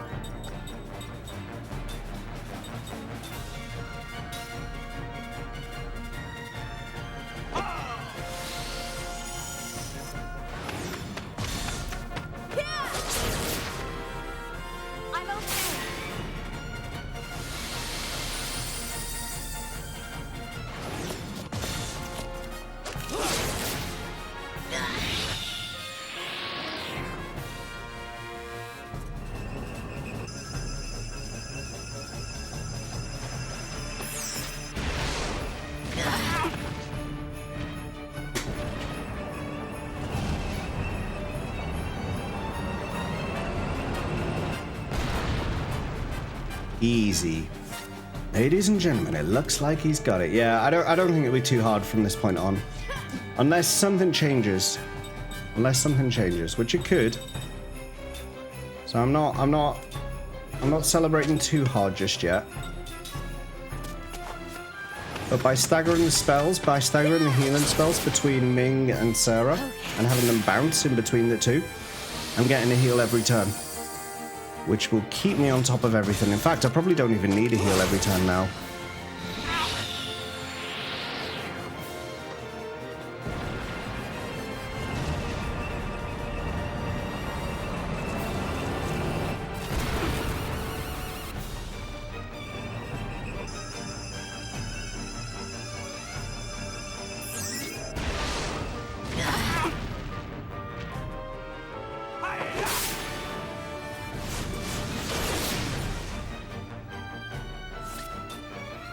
Yeah, I don't need one every turn. So I'm now going to switch to attack.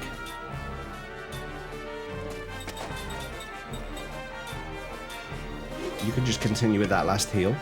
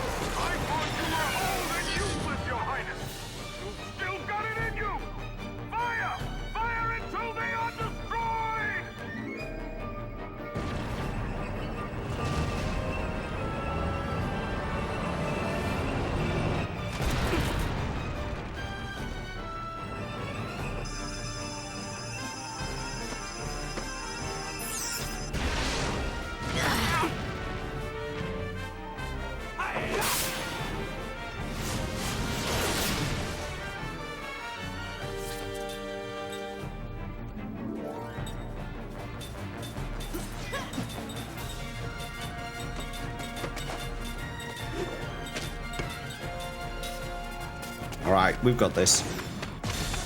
Like I say, unless after I kill this tank he does some drastic change, I think we've got this.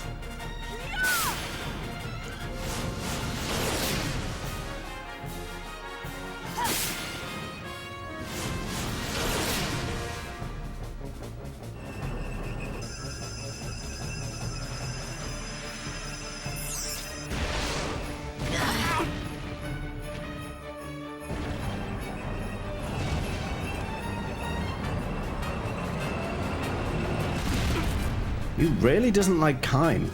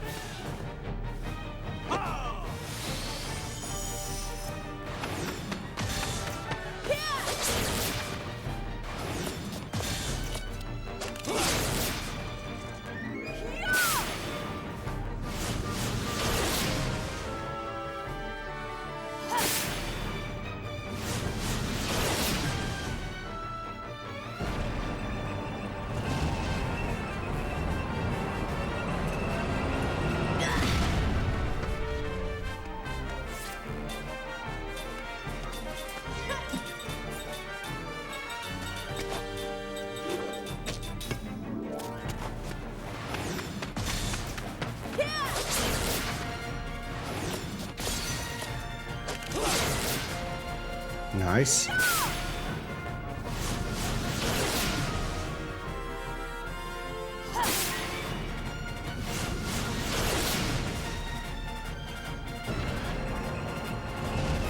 I'm being quite quiet because I'm like, it's quite tense. I'm like, come on, don't die.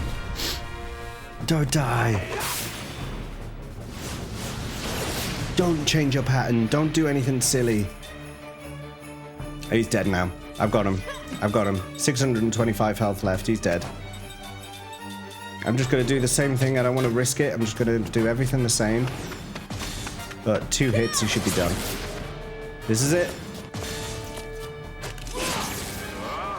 Your Majesty, haven't you seen the state of the world? With pacifism as our only policy, we will never be perceived as equal to other nations. In truth, the day is coming soon when we will be forced to capitulate. Yes, I realized after seeing the world that sometimes power is needed. But General, the power you seek is power only for yourself. That is why it is weak.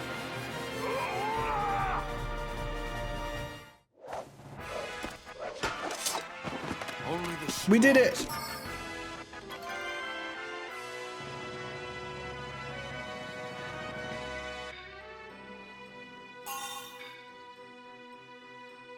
Jensen's got level 7 black magic, so that's a good thing. He can stay in the party for a bit longer and teach everyone that. Bloody hell, we did it. That took some effort.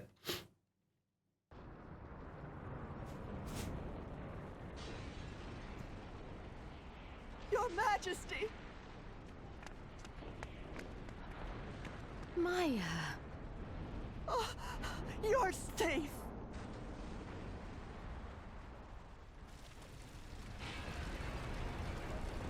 I'm so sorry we failed to anticipate Kakanas' scheme. It's not your fault. I was too lenient with him by far.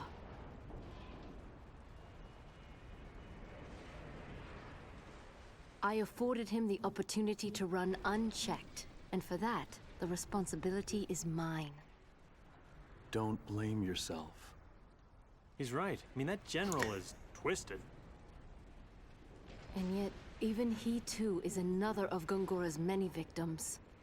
Yeah, he does really well by himself. Your Majesty, may I know the names of your companions? No.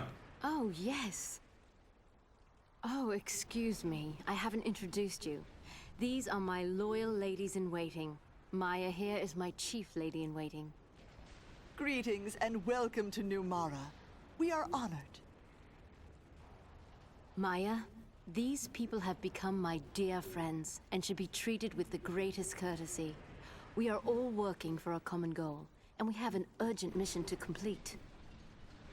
A mission? And what of Numara, Your Majesty?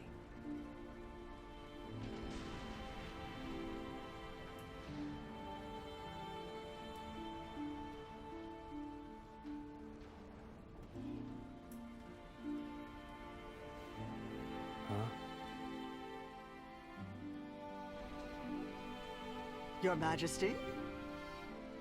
Until I carry out this mission, I shall have to be away from my people. During that time, I shall Stay entrust away from the care of my summoner. ladies.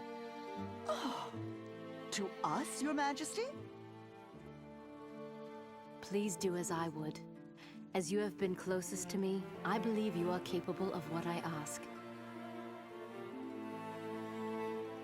Why is she so I shall tall return compared to as her? swiftly as possible.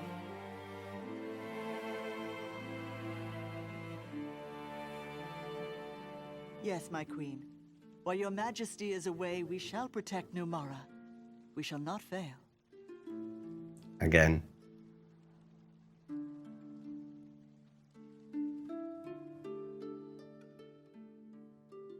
Why were her ladies in waiting so short?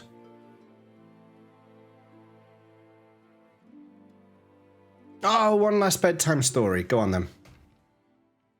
Settle in. Settle in for a bedtime story. It's the last one of the night. This one is called The Queen's Loneliness.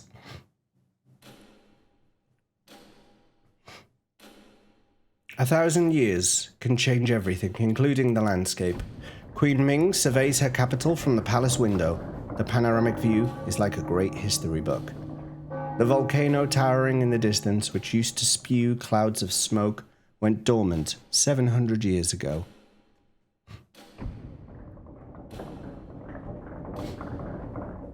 Once part of the sea, the inlet was reclaimed 500 years ago to become a village for the fisherfolk who spent their lives on the ocean.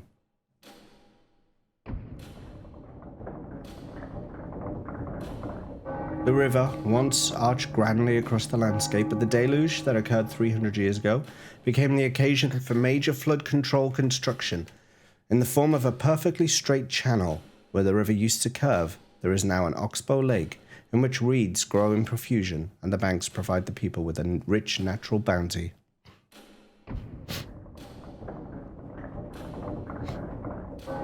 Even the area that formerly was a barren, rock-strewn wasteland became a vast fruit-bearing garden, thanks to the irrigation project that was undertaken 200 years ago.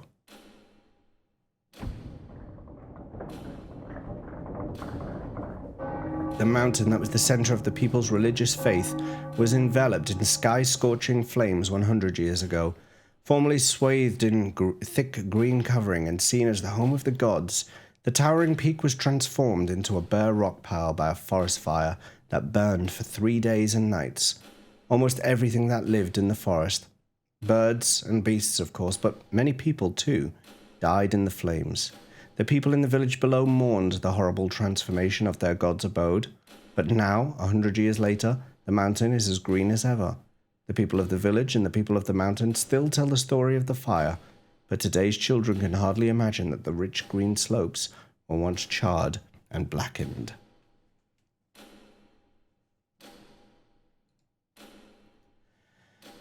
Restored though it is to its original green lushness, of course, the mountain could well be enveloped in flames again. 100 years from now, 200 years from now, or even tomorrow. Even if it should be charred bare again, however, trees would sprout anew. The birds and beasts and insects chased away by the fire would return to their homes, and, given enough time, the mountain would be covered in green as before. Such are the workings of nature.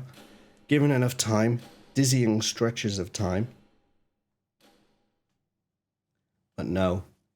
To become dizzy at the thought of vast stretches of time is a privilege of the ordinary folk, those who have no choice but to devote all their energies to living in the present. How fortunate they are to be able to look back to the past of 1,000 years ago, like an old man telling a child a fairy tale. Once upon a time, a long, long time ago. And how truly fortunate one will be able to tell the story of this country's future as a rosy dream, the way children relate their own dreams of the future with flashing eyes, and to entrust that dream to the next reign. Ming stands at the window like this every morning. It's a special time of day for her when she thinks about the livelihood of her subjects, watches for signs of enemy intrusions, and ponders measures she might wish to adopt. She's done this every day without fail for the past 1,000 years. The country has flourished. The people no longer starve as they did when she first took the throne. Future historians will no doubt sing the praises of Ming's 1,000-year reign. She'll be extolled as the 1,000-year-old queen, and her noble figure will be vividly engraved in people's memories. Cherishing these memories of her, however, people will die before she does. The historians who praise her too, instead of witnessing her reign to its end, will themselves become a part of history. Ming has been queen for the past 1,000 years, and probably will be for the next 1,000 as well. Her Majesty is in excellent spirits again this morning, I trust. She hears the voice behind her. Her gaze still fixed on the streets of the city below, Ming answers, "You're early today." Not so early if Her Majesty herself is already observing the smoke rising from the cauldrons of her people. She need not turn to ascertain the identity of the smiling face behind her. It belongs to Nagram, her senior minister. The smile is courtly, genial, but deep with the narrowed eyes she knows. There resides a dark gleam. Today, I will accompany Her Majesty in the inspection of the troops. You? Yes, owing to a slight change in assignments today. Is that so? I'm hardly up to the task, but I will do my best if Her Majesty will allow me to serve her in this capacity. I beg her permission. With her back still turned to Nagram, Ming gives a silent nod. Ah yes, she thinks to herself with a bitter smile. Their plan goes into action today. Ming has sensed for a very long time that Nagram is up to no good. He apparently has seized command of certain units of the Royal Guard. Scattered throughout the city too, his people are lying low, ready to set fires as soon as his orders come down. No doubt about it, today, when the regular ceremonial inspection of the troops is scheduled to take place, is the perfect day for a coup. When Nagram leaves, Ming enters her office and summons Hans, the most senior of her ministers, a true elder statesman and her most trusted confidant. Hans, who sports a luxurious beard, has served Ming for over 40 years. Your Majesty, I understand Nagram was here earlier. Yes, apparently he's to accompany me to the inspection of the troops. This is all she had to tell him. Stroking his bushy beard, Hans says, That means they've run out of patience. I know, replies Ming. I'm sure they can't wait to get started. What a fool Nagram is. He has absolutely no idea that Your Majesty has been letting him set his own trap. If he were smart enough to realize that, he'd be taking at least 2 more years to make his preparations. Then he would have had much more power at his disposal. He could link up not just with the Royal Guard, but also the main body of the army and the police force. He could conspire with external enemies and arrange for them to invade just as the ceremonies were getting underway. Then his coup would probably succeed. If he had the long-range vision to include the wealthy merchants and the intelligista amongst his allies, he might even be able to mount a revolution that would overthrow the monarchy itself. That is what I would do if I were Nagram. As long as I was undertaking a coup, I would think about that much at least. Hans' smile could not hide the fact that all this talk of successful revolution was making him uncomfortable. Her Majesty is unmatched by any enemy except one, Her Majesty herself. He may be right, Ming thinks. If she had an enemy with eternal life like hers who was willing to devote all the time needed to planning a revolution, be it a whole century or even 2, the result would surely go beyond revolution and develop into full-scale civil war. Human lives, however, are limited in duration, and because of this limitation, humans rush to achieve results before they are ready. Nagram is one of them. If he could live 200 years, to say nothing of 1,000, he would not be trying to take up arms at such an in-between point in time. Still, says Hans, I have to admit that Nagram has extended his forces far more successfully than I ever imagined. What have I been doing all this time? I'm utterly ashamed of myself. Don't let it bother you, Hans. Thanks to your inattention, we'll probably be able to smoke out many more rats. Ming gives a satisfied chuckle. Nor is this mere bravado on her part. They chose not to arrest Nagram at an earlier stage, but allowed him to swim free for a while in order to take this opportunity to net the entire force of rebels, both inside and outside the palace. Yes, I know, Hans replies and goes on to explain the plan for crushing the coup. His plans are impeccable. The coup has virtually no chance of succeeding. All they need do is carry out a wholesale arrest of the rebel Royal Guard units that rise up in the palace and the partisans lurking in the city, and it will be some time before any more individuals with outsized ambitions show up again. This will be our first purge in 15 years, Hans remarks. Has it been that long? It certainly has, Your Majesty. This fine beard of mine was jet black last time. Hans commanded the troops that put down the coup 15 years ago. Loyal, courageous, and cool-headed, he's the ideal staff officer. Without a doubt, he's one of the very best military advisors Ming has had in over 1,000 years on the throne. How selfish of me, Hans. I should have let you retire years ago. That is out of the question, Your Majesty. Serving you is my life. I am deeply honored to have this final opportunity to be of service. True, not even this superb retainer could be with her through all eternity. In another 5 years, 10 at most, Hans, like other loyal retainers of the past, will be laid to rest at the sound of military cannons. It's always like this. Just as the ambitious ones rush to make their mark because they cannot live forever, the loyal ones in whom she can place her complete confidence stake their very lives on serving her because they cannot live forever. They carve their names in a single line of history and then they depart from Ming for the rest of eternity. Ming herself, though, goes on living. Eternal youth, immortality. So this is the dream of humanity, is it? None of them knows the loneliness of eternal life. When Hans next addresses Ming, there's new urgency in his voice. About the troops that will quell the uprising, I will command the ones outside the palace. Do I have Her Majesty's permission to put command of the interior palace guards in the hands of my young protege, Yan? Ah, yes, Yan. He may be young, but he's extremely capable. I've nurtured him carefully. I know he will serve Her Majesty splendidly after this old soldier is gone. I would like to give him the opportunity to distinguish himself in the current emergency. Ming herself is fully aware of Yan's outstanding qualities. Young as he most certainly is, he far excels the other chamberlains in both the civil and military arts. He is undoubtedly the prime candidate to succeed Hans as Ming's top general. What are Her Majesty's thoughts on the matter? All right then, let him take charge. Her Majesty has my unbounded thanks. I'm sure Yan himself will be deeply moved to learn that he has earned Her Majesty's confidence. Hans all but prostrates himself before her, an expression of relief on his face at having obtained Ming's permission. But still, he continues, Her Majesty's been wary of Nagram for a very long time. True, she says. Meanwhile, this old soldier of yours had no idea that Nagram might be planning a rebellion. I'm deeply ashamed to confess it now, but to me, he seemed the very model of loyalty. How is it that Her Majesty was able to see Nagram's actual disloyalty? Ming only smiles without answering his question. The same thing happened at the time of the coup 15 years ago, Hans continues. The only reason that we were able to suppress the revolt before it even got started was that Her Majesty saw it coming before anyone else. Then, as now, I was blind to the traitor's plot. If you say so, Hans. Has Her Majesty forgotten? Well, it was so long ago. Ming tries to evade the issue. There is no way she could have forgotten. The ringleader of the coup 15 years ago was our most trusted retainer. When she first broached the subject to Hans and the others, warning them to be on their guard against the man, all without exception insisted that he, above all, was beyond reproach. In the end, Ming's suspicions proved to be correct. She knew. However faithfully he carried out her orders, however warmly he swore his loyalty, she knew. These days, however, she's begun to wonder on occasion if that is something to be grateful for.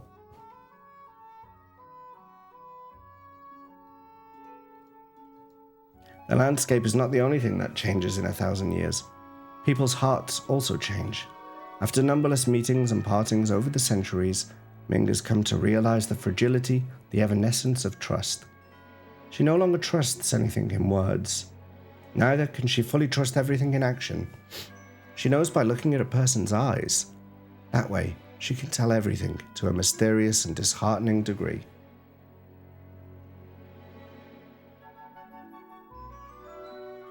In the eyes of all those who would bring harm to this country, without exception, there resides a dark gleam. It's there in all of them, the man plotting a coup, the man secretly involved with foreign enemies, the man fattening his purse with heavy taxes wrung from the people, the female spy who seduces high ministers to extract state secrets, the man who accepts huge bribes from merchants eager for the glory of becoming an official purveyor to the royal household. Neither their words nor their deeds give them away. Often the man himself has no idea of the misdeeds he'll later commit, but Ming can tell. Only Ming, who's lived for 1,000 years. Silent voices tell her, be careful of this man. Don't take your eyes off of that woman. This was not the case in her youth, but having repeatedly tasted the bitter experience of betrayal, having been assailed by her own regrets and self-reproach, she has learned to doubt.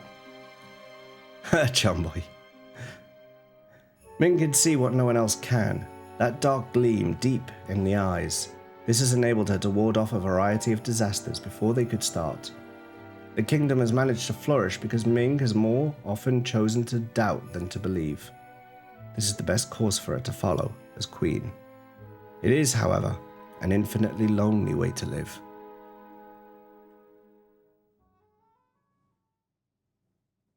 Nagram's coup collapses in an instant. The rebel units of the Royal Guard who draw their swords against Ming during the inspection of the troops in the plaza become the prey of Yan and his men who've been hiding around the perimeter. Meanwhile, the anti-rebel forces under Han's command pounce on Nagram's followers who have been gathering to set fire to the city and arrest them without resistance. Poor Nagram grovels on the earth, begging for his life. To him, Ming says only, I grant you the right to die with honor. A soldier lays a sword before Nagram. Wordlessly, Ming conveys to Nagram that it's time for him to take his own life. She turns on her heels and returns to the palace under armed escort. This will keep anyone from having thoughts of fomenting a rebellion, for a while at least. The peace of the kingdom has been preserved, but it will not last forever. When the memory of Nagram's coup begins to fade, 10 years from now, or 20, or even 100, another man with ambition will emerge, as has happened so many times before. It is the role of the Queen to accept this endlessly repeating cycle, Ming tells herself, sighing. Ming is standing at the palace window, surveying the city streets below, when Yan enters the room. Your Majesty, I am here to report that Nagram successfully took his own life a short while ago. Oh, did he dispatch himself with dignity? He did. Traitor though he was, he died in a way befitting a commanding general. Return his body to his family with all due ceremony. She turns and stares straight at Yan, whose spine stiffens under the onslaught of her gaze. And then she sees it, without a doubt. That dark gleam flashes deep within his eyes for one fleeting instant. So Yan is another one, is he? She thinks with a bitter smile. Unable to fathom the meaning of her smile, Yan is at a loss for words. Thank you for all your efforts, Ming says to him. Suppressing a sigh, she turns to the window again.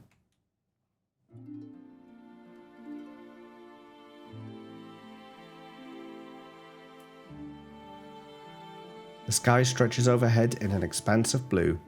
The only thing unchanged for the past 1,000 years may be the blue of that sky. But still, I am the Queen, Ming tells herself, meditating on her role. I am the one who rules this country and maintains the people's happiness. She gazes long and hard at the sky, rising to her full, proud height. Oh, look, it's Queen Ming! A little boy in an alleyway below the castle spots Ming and begins waving at her wildly. Queen Ming! Queen Ming! A woman, the boy's mother no doubt, charges out of a doorway and bowing humbly to Ming, begins scolding the boy for his rude behavior.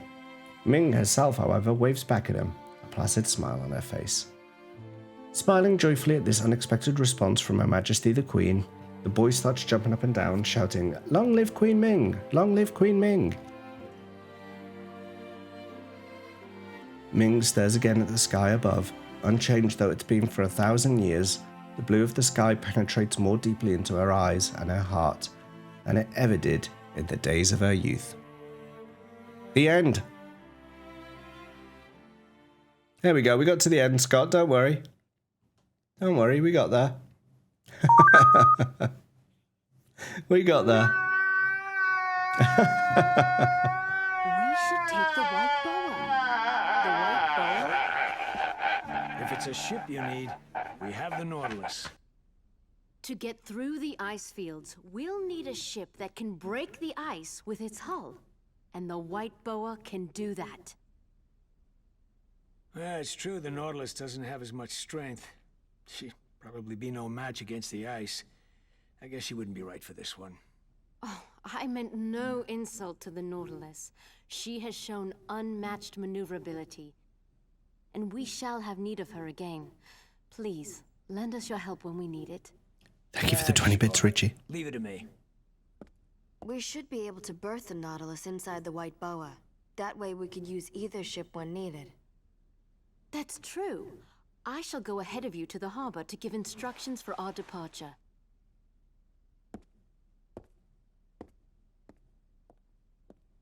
Ming. What is it? Will you go back?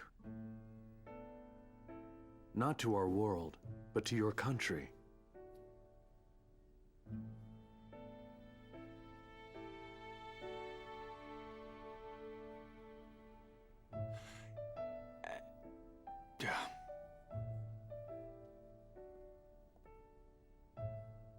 You must choose at some point.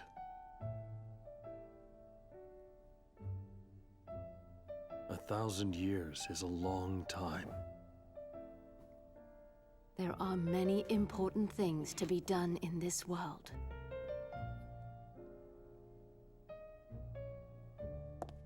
That wasn't an answer. Kime.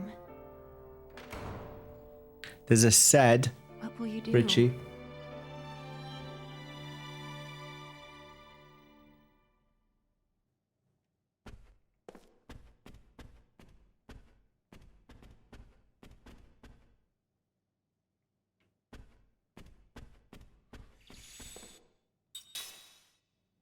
Sid, not said. Okay. I think there at 5 to 2 in the morning, almost 2 hours later than I usually stream. I think that's where I'll call it. It has been a long one today. Thank you everyone for watching. Let's say thanks to this bunch of people who are going to come up here. Come on, get in. Get up here. Get up here. Coyote's Child. Phantom Playing. Thank you for following us today. We had bits today from Cobra Bubbles and Rinvello. We had a resub from Pezza. We had gifted subs from Laketa and Scuzzlebutt. We were raided by Inarizushi Sushi from Cavs from Terrier Darts and That Darth. Thank you so much for the raids today. Mods, thanks for being here on modding. VIPs, thanks for your vippings. And chatters, thanks for your chatters. What can I say except you're welcome, exactly. Thank you, Vengail. How far off the ending? I was told I've got a little way to go yet. I was told I've got a little way to go. I actually don't remember. But we'll see. We'll see. We'll see how we go. Don't forget to drop a like on this video. Don't forget to comment and tell me what you think of this playthrough so far. And don't forget, of course, to hit that subscribe button so that you can see when new videos come out from other series as well. We play many other series. Check the playlist section. You can see for yourself. Also, don't forget you can join the stream live, twitch.tv/JamesLee85, 9 p.m. UK time every weekday evening. So if you want to catch us live, come along and just do that. Just do that. Catch us live. Until the next one, when apparently we're going to go to the White Boa and go to some ice fields. We'll see you later. Bye for now.